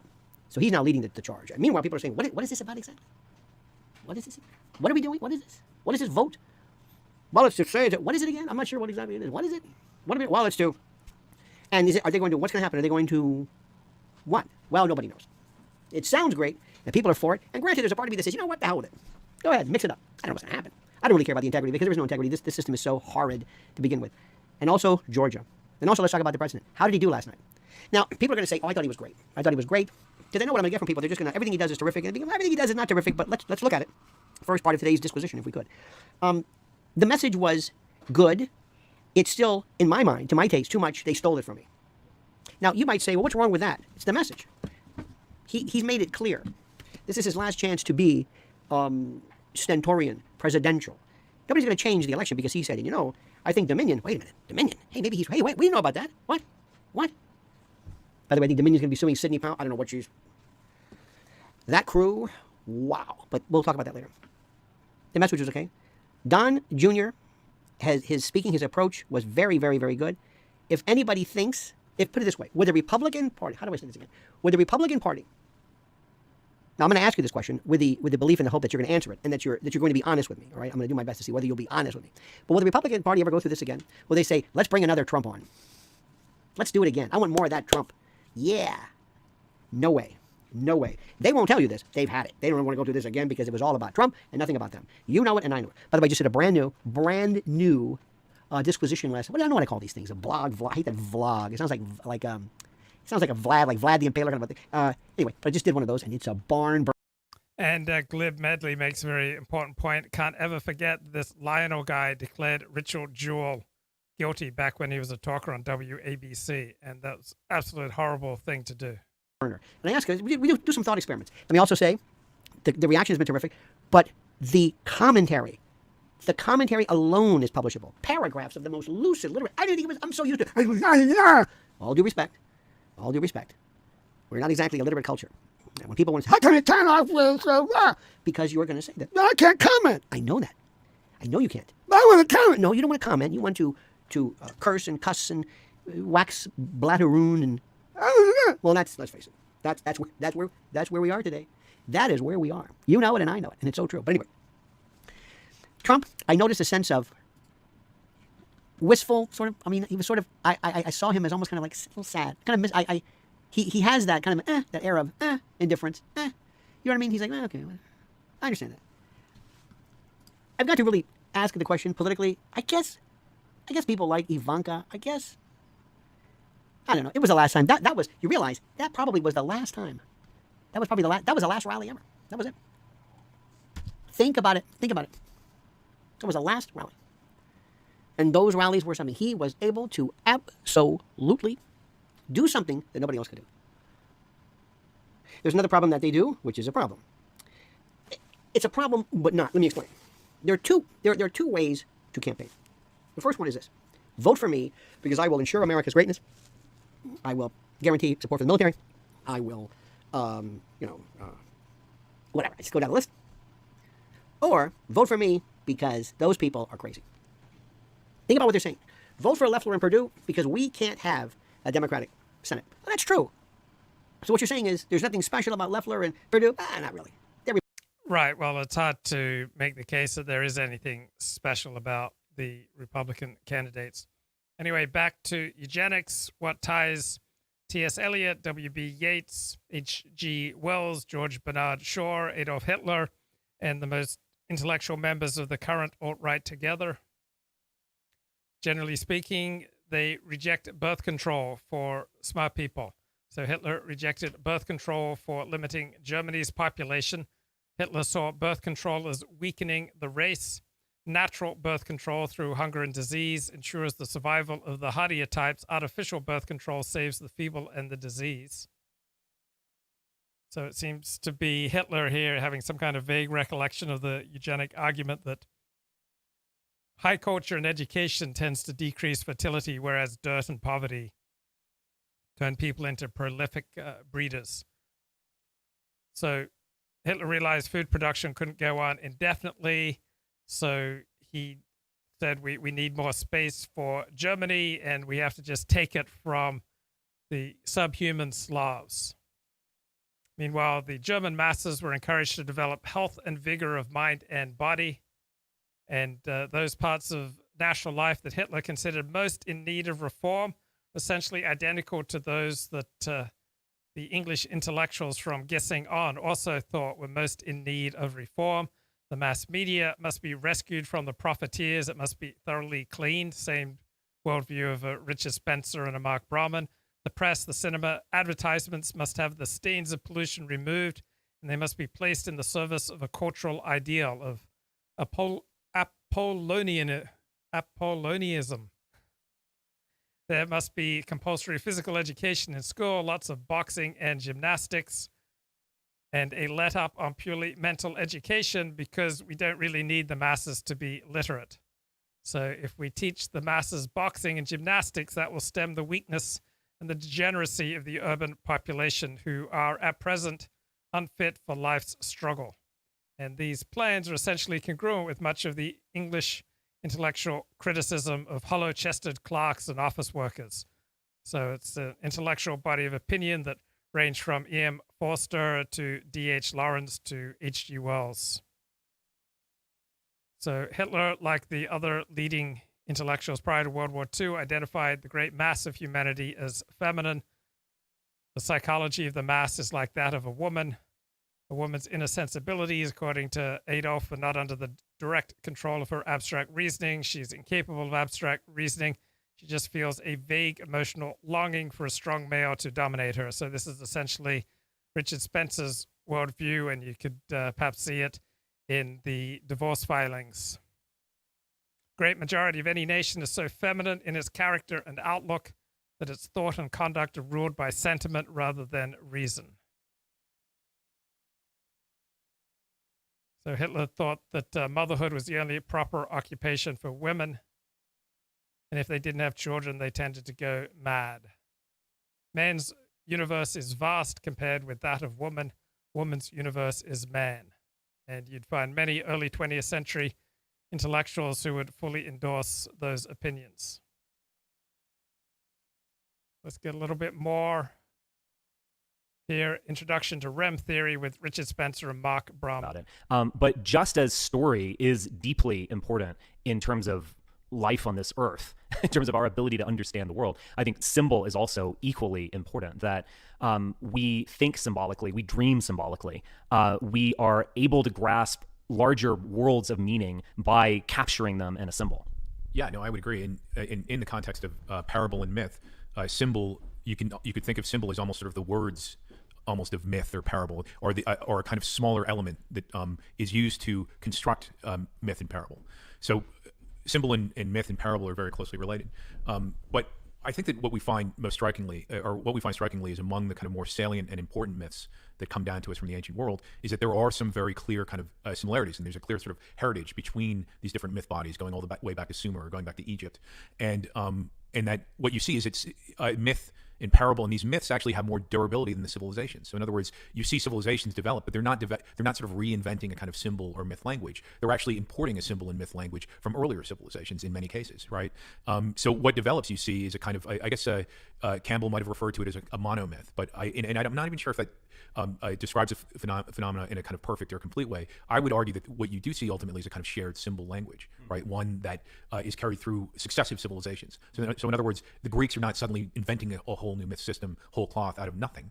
Rather, they're bringing in myths from older civilizations into their civilization, and they're kind of they're reinventing them, as it were. So they're creating new myths, but often in these new myths, you're seeing references to earlier myths and to. So Hitler thought of the masses as being rather feminine. He also thought of them as being like children. Therefore, it is very important to appeal to mass psychology. So he read Le Bon on crowds. He cited the swastika symbol and the exact size of the white circle relative to the red background were just what the masses needed. They were children who needed to be educated. Hitler, like other dominant intellectuals prior to World War II, and like many of the alt-right intellectuals today, had absolute contempt for the bourgeoisie, for the middle class, but veneration for the working class. The bourgeoisie is stupid, cowardly, and inhibited, but the workers are noble. And the shipyard workers gave him an extraordinary impression of nobility of the launching of the battleship Tirpitz. The Krupp steel workers seemed to him stamped with the hallmark of nobility. English leftist intellectuals likewise set about making themselves working class.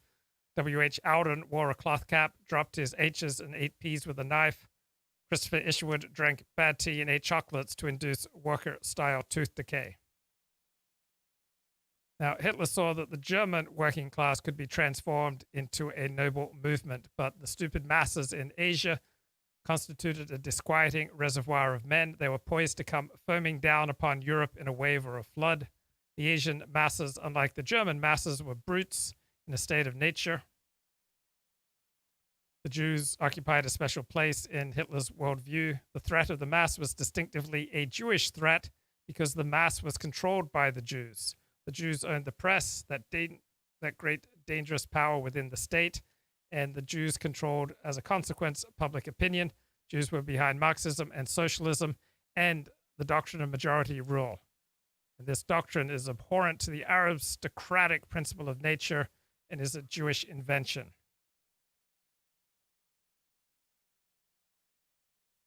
Earlier myths developed in earlier civilizations. So I would argue what you see ultimately is a shared symbol language, and that it is ultimately that meanings in these symbols are, much as words have meanings, that they are these kind of definitive meanings, that they actually mean something specific, and they can't just interpreting them in a kind of willy-nilly fashion is not the correct way to look at symbols. That symbols actually can be decoded and do have meanings in many cases. Well, let's get into that then. Do you want to go to a Greek myth, or do you want to go to a Christian myth, like the symbol of the cross or the symbol of Jesus Christ, or do you want to go to a Venus arising out of a clamshell or something maybe a little more friendly? Sure. Let's start with Venus. So Venus is this goddess of love that appears in Roman myth, and she has an earlier Greek precedent who is Aphrodite. Probably everyone listening to the podcast is familiar with Venus or Aphrodite, who are essentially the same figure. They have earlier precedents in the Near East, in Mesopotamia. We have... So, good joke in the chat. A North Korean and a South Korean meet. South Korean asks the North Korean how he's doing, and he replies, "I can't complain." Half Galician says D.H. Lawrence's Sons and Lovers is an incredible book. Art Bell says from Lionel's wiki, he is known as a leading promoter of the far-right QAnon conspiracy. What do you call an Italian suppository? An innuendo.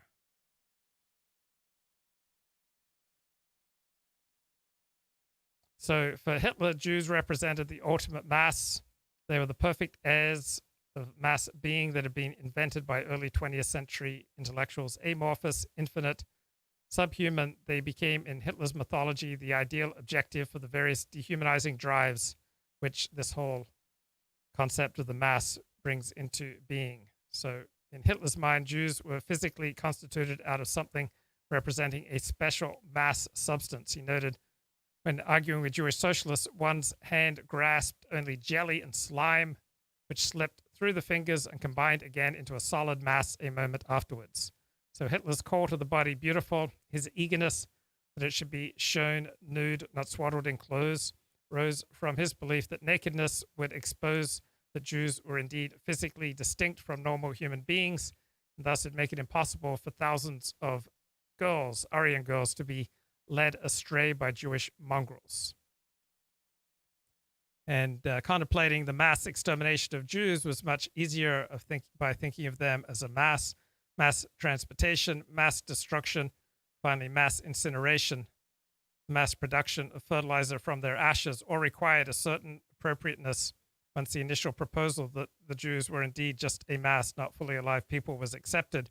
So the Holocaust may well be the ultimate indictment of the idea of the mass and its widespread acceptance by 20th century intellectuals. The appropriate mode of extermination had already occurred to Hitler when he was writing Mein Kampf. Many German lives might have been saved during World War I, he observed, if 12 or 15,000 of those Jews who were corrupting the nation had been forced to submit to poison gas. As for disposal of the bodies, cremation was firmly linked by intellectuals with the soulless masses years before Hitler adopted it for his final solution. In Hitler's rewriting of the mass, the figure who represents mass virtue, so the opposite of the Jews' mass evil, was the peasant. And I had friends of mine today, they still venerate the peasant. They still venerate people who work farms. Ecologically sound, gratifyingly humble peasants have been popular with intellectuals since Nietzsche, Gissing, Yeats, Lawrence, E.M. Forster were all in love with the peasant. Wyndham Lewis applauded the purity and beauty of the peasant vision. So Mein Kampf is simply in line with these intellectuals in opposing industrialization, opposing commercialization, and envisaging a healthy peasant class that will become the basis of a national community. And I have friends with the same kind of worldview. People who live in cities, they're essentially just fuel for ovens. And if everyone but the ruling aristocratic intellectual elite becomes peasants, then this will put an end to the mental and physical evils of congested urban life. So Hitler dreamed of a green dream of vast German hoardings in the Ukraine, colonized by sturdy peasants. Each would be given a fully equipped farm on the condition that he marry a country woman, not a townswoman. And this plan is formulated in Mein Kampf. Eastwards in Russia lies the territory on which one day our German peasants will be able to bring forth and nourish their sturdy sons. So the conquest of Russia will allow Germany for centuries to come to give every descendant of our race a piece of ground and soil that he can call his own. So it's still a very widespread view today that, oh, if only people were farmers, if only people got out of the cities, worked on a farm, they'd become much more morally wholesome.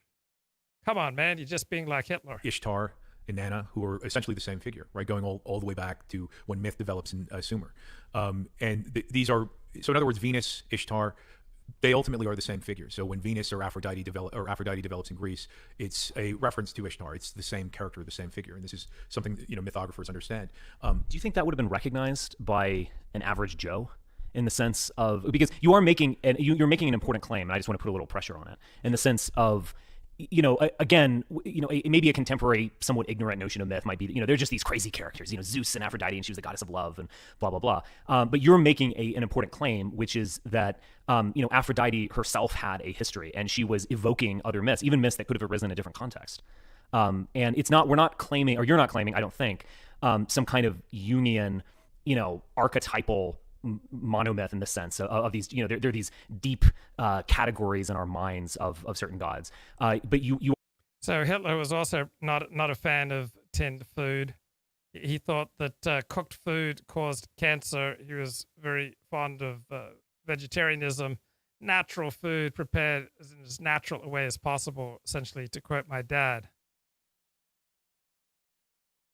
And Hitler wanted to get rid of the ridiculous 100 million Slavs who occupied the site of Hitler's utopian Ukrainian German garden.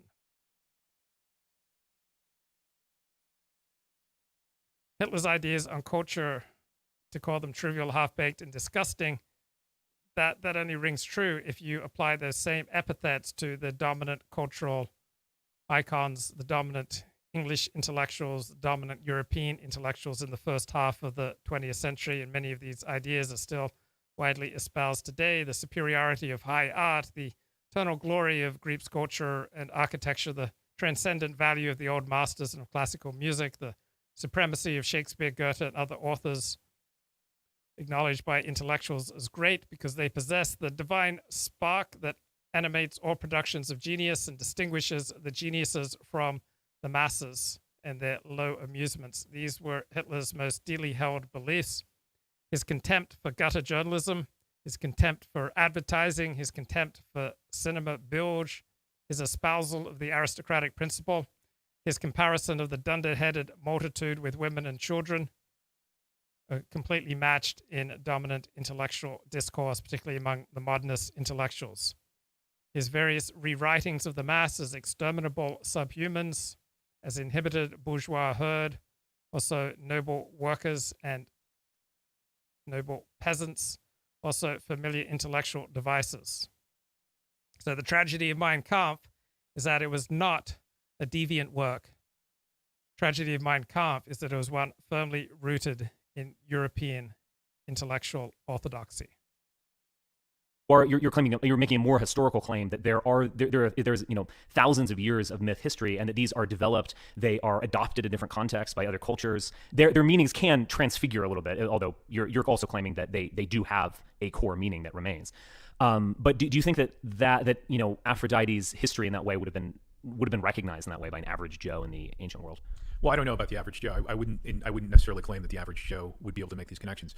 The demos, for example, would everyone understand that Aphrodite was derived from Ishtar? So what I would say is that they, both in the Roman and Greek system, we have this idea of Greek interpretation or Roman interpretation. So in other words, the Greeks are consciously looking at other cultures and other civilizations and seeing their gods among these other civilizations. So one example would be Ishtar, right? So they would say Aphrodite is Ishtar effectively through a Greek interpretation.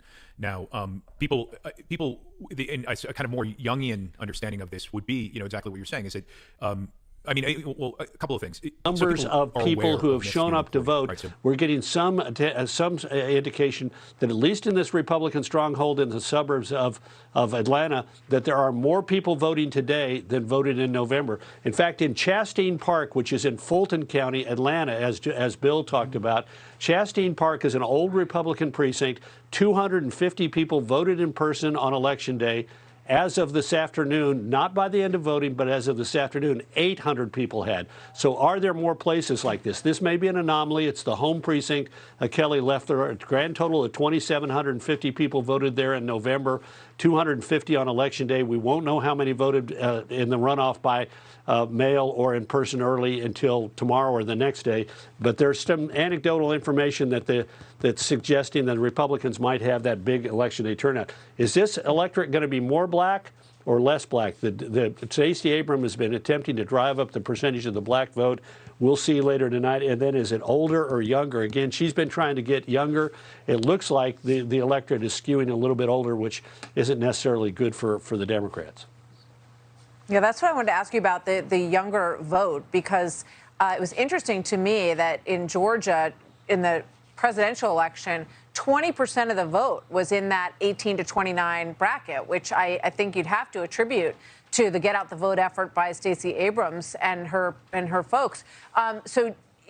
She's worked very hard to translate that, and she's been, every time she goes out to talk about it, Carl, she's indicated that she thinks that their numbers of new voters and younger voters have risen since the November election. Are we seeing that play out? Well, you got to be quick. You got to be careful. The 100,000 number she keeps tossing out there. Remember, some of those are newly registered voters who turned 18 after the election. But if you went into the polls and they said, "Are you still at 123 Main Street?" You say, "No, I'm not a guy who says cut off your nose to spite your face. I'm not.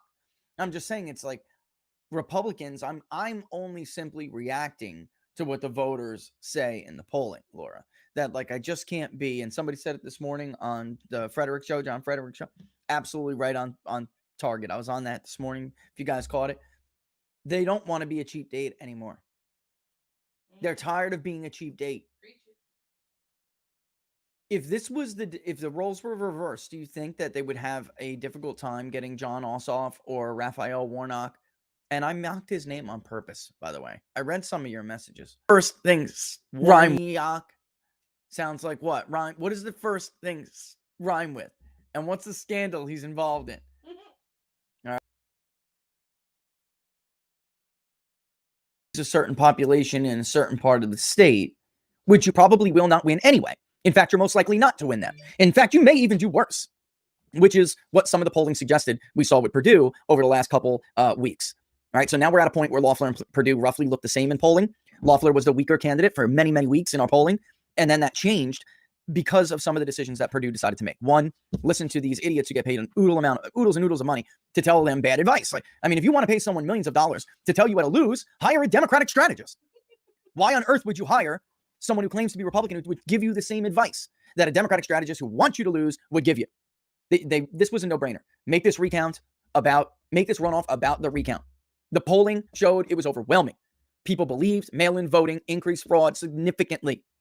They believed, many, many people on both sides of the aisle believed that election officials did not properly or carefully match signatures and verify signatures when they counted mail-in balloting. And here we are now. The problem with what Republicans never seem to understand, it's the same. We're going to go back to, Laura. It was Trump today and you tomorrow. Well, now tomorrow has come. And now you need to get out of this thing on the skin of your teeth. Not to mention they begged Trump to come back. And they begged him to come back. They begged him. Look, I'll tell you right now. I said on Monday when I was talking to somebody who no doubt was going to tell the president, I said, don't go. They're not worth it. They should. Where were they two weeks ago? And I'm not a guy who says cut off your nose to spite your face. I'm not. I'm just saying it's like Republicans. I'm only simply reacting to what the voters say in the polling, Laura. That like I just can't be. And somebody said it this morning on the Frederick show, John Frederick show. Absolutely right on target. I was on that this morning. If you guys caught it, they don't want to be a cheap date anymore. They're tired of being a cheap date. If the roles were reversed, do you think that they would have a difficult time getting John Ossoff or Raphael Warnock? And I mocked his name on purpose, by the way. I read some of your messages. Warnock sounds like what? Rhyme. What does the first things rhyme with? And what's the scandal he's involved in? All right. He allowed little kids to be touched improperly and then apparently objected to an investigation. All right. And tried to protect them. And my point is, would you think for a second that that Schumer or forget about Schumer, the Democratic nominee, if it was Joe Biden, you think for a second they would have a hard time getting John Ossoff or Raphael Warnock to commit to objecting to the Electoral College results in the Senate tomorrow? Do you think they would have any problem whatsoever? Absolutely not. I was just on with Charlie Kirk. Love Charlie. Thanks for having me on. He tweeted out Hillary Clinton praising Barbara Boxer in 2005 after the 2004 re-election of George W. Bush. They had nothing.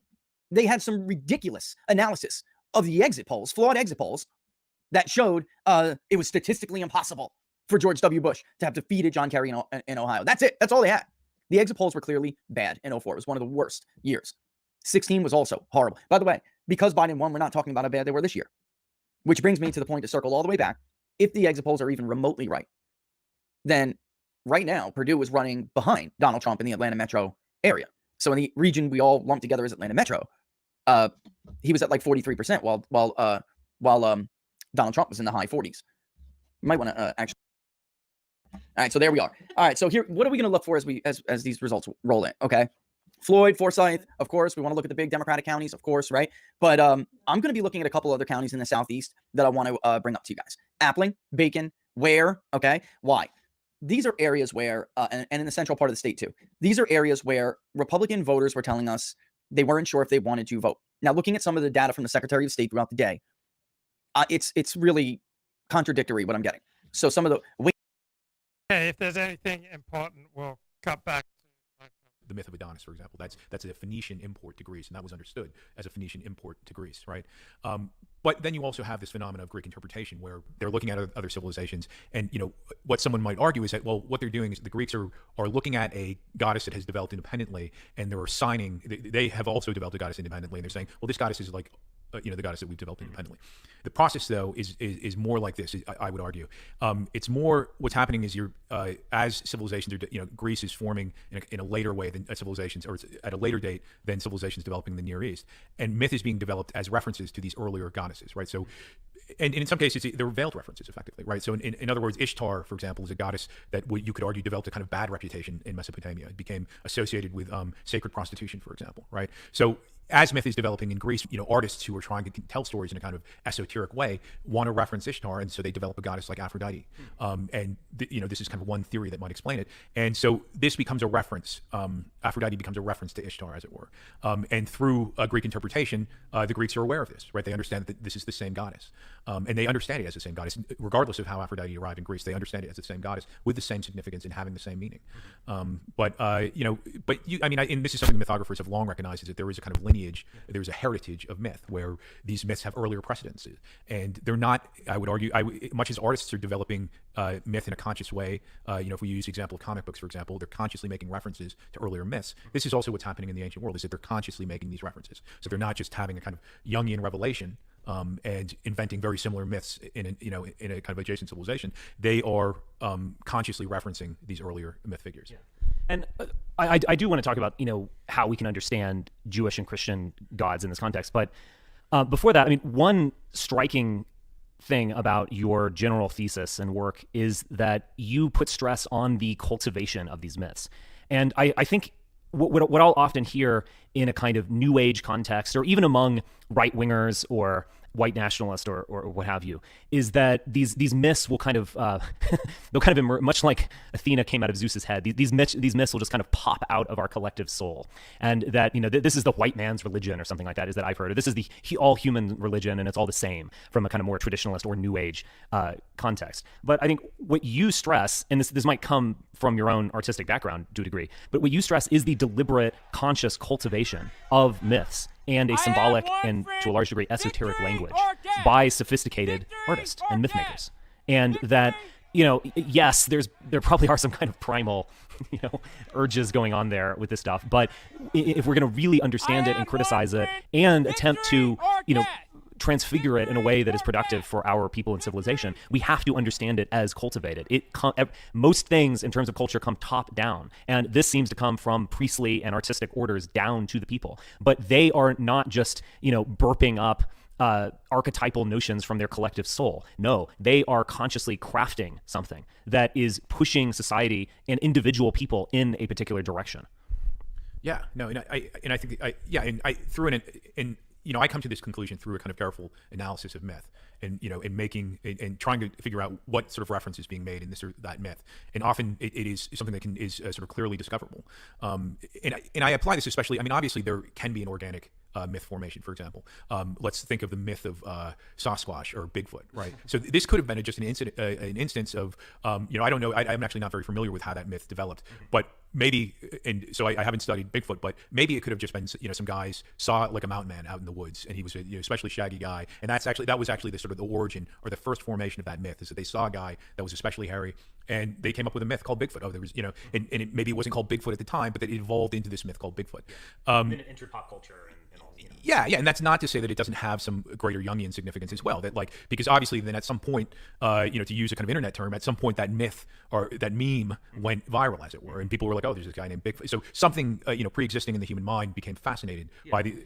And Bigfoot kind of became almost a fantasy of like an earlier version of ourselves, a little more connected to nature. And you could do a Freudian Jungian reading of it like that, and I think that's actually probably pretty accurate. That's why when we were walking around in Whitefish today, you could easily have bought a Bigfoot T-shirt or mug if you want to. It's entered the pop culture. It resonates for some reason, but I don't think that one, and again, I don't know a tremendous about it either, but I don't think that one was consciously crafted, and it is rather benign or neutral in the sense that there aren't a lot of consequences to believing that Bigfoot exists or just kind of thinking that he's a fun pop culture image. There are no real consequences to your life. There are no political consequences. There are no really religious consequences. It's just kind of a benign fantasy. But obviously, religion is not this benign individual thing where we just happen to believe in Bigfoot or a spaghetti monster or whatever the atheists say. No, religion is a collective exercise. It is an inherently political exercise.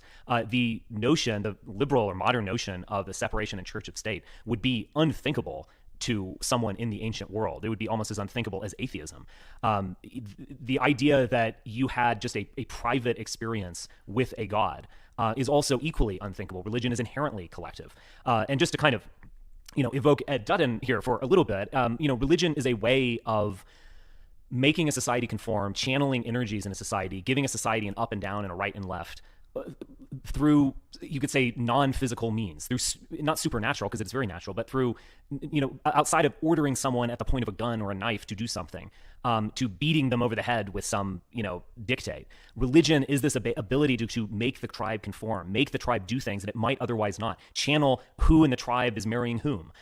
It's a kind of non-physical means of doing this. And those tribes that had better religions, let's just put it that way, that had more powerful group-oriented, even domineering religions, are going to survive the battle of group selection. They are going to dominate other tribes that might not have these deeply instilled mythos, that might have actually bad religions, that are teaching them wrong things, teaching them ways of becoming less powerful. So I think all religions are kind of different. I mean, there are different versions of good and evil and up and down and right and left among different ethnicities and races and regions, etc. But all of these religions do share something in common in the sense that they are channeling the people towards an end.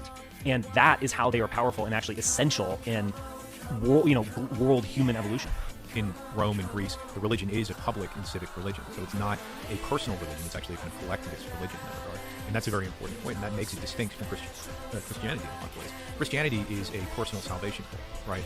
So the emphasis is on the salvation of the individual soul. And it wasn't a kind of it's not alone in being in this category. Earlier myths, or earlier myth bodies, and earlier cults rather, from which Christianity is evidently derived in my view. This would include the cult of Dionysus, the cult of Adonis, for example. These are also personal salvation cults, especially in the case of the cult of Dionysus or Bacchus. So they're personal salvation cults. The interest is in the salvation of the individual soul.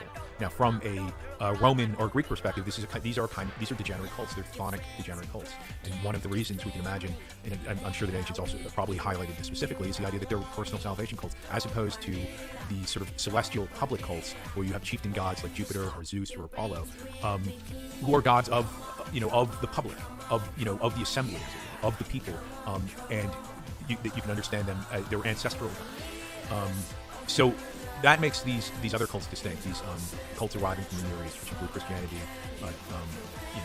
the Adonis cult, and I guess there's some debate as to whether or not the Bacchus or Dionysus cult arrived from the Near East. I would argue. I would put myself on the side of the Orientalists on that one, because he's clearly, in fact, in the myth of Dionysus, the name Dionysus means Zeus of Nysa, and Nysa is a mythical realm that is either somewhere in the south in Africa or in Arabia, right? So it's in the east or south, right? So he's understood as essentially a Zeus of the east or a Zeus of the south, right? So he's understood as a foreign god, effectively.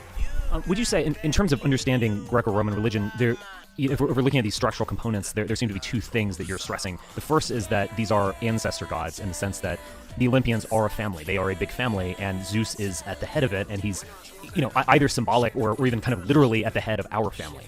So it is an ancestral tribal god at its deepest level. But it's also a celestial god.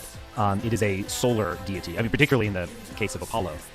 But Olympia itself is on a mountaintop in the heavens. It is something that is up and pointing upwards and so on. And there are elements of that in Christianity, or at least those have been kind of syncretically added to Christianity. A very important aspect, both of the Greek and Roman world, is this idea of family, right? So in Rome, you have the idea of gens, which means race, actually, and you also have the idea of familia, which means family. And these become ultimately the way of organizing the society, not just culturally, but also politically, right? The patricians are descended from 100 men who became Romulus, basically appointed 100 men as the patricians. And the patricians in Rome were effectively the aristocracy, and they were the good families that were at the kind of center of the society. So the whole structure of the society is based on family, and it's based on, and it's based on race ultimately, right? Because we're talking about Aryans in Rome, but among the gods, we essentially see a family that represents this Aryan family as well. The words gens and familia are sometimes used interchangeably. In other words, in Rome, we have the idea that race is also a family. I mean, this is a kind of very profound point that we sometimes miss. In other words, I'm certainly not the first one to say it, but other nationalists have have said the expression, for example, that race is one's extended family, right? So this was something that was just kind of understood in Rome. The gods are themselves a family, right? And they represent a family. Now, there are what happens in. I don't know if it's correct necessarily to call them corruptions, but maybe it is also correct to call it corruptions. But there are obviously examples in Roman myth and in Greek myth where we see, effectively degenerate behavior. Okay, I finally found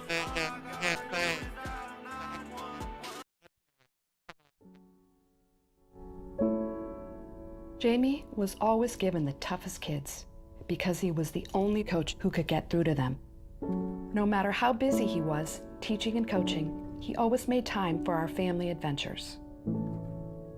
He was a great listener, and he told you the truth, even if it was hard to take. If you're thinking, my kid would never do heroin, our home is safe, an overdose could never happen here. So did we.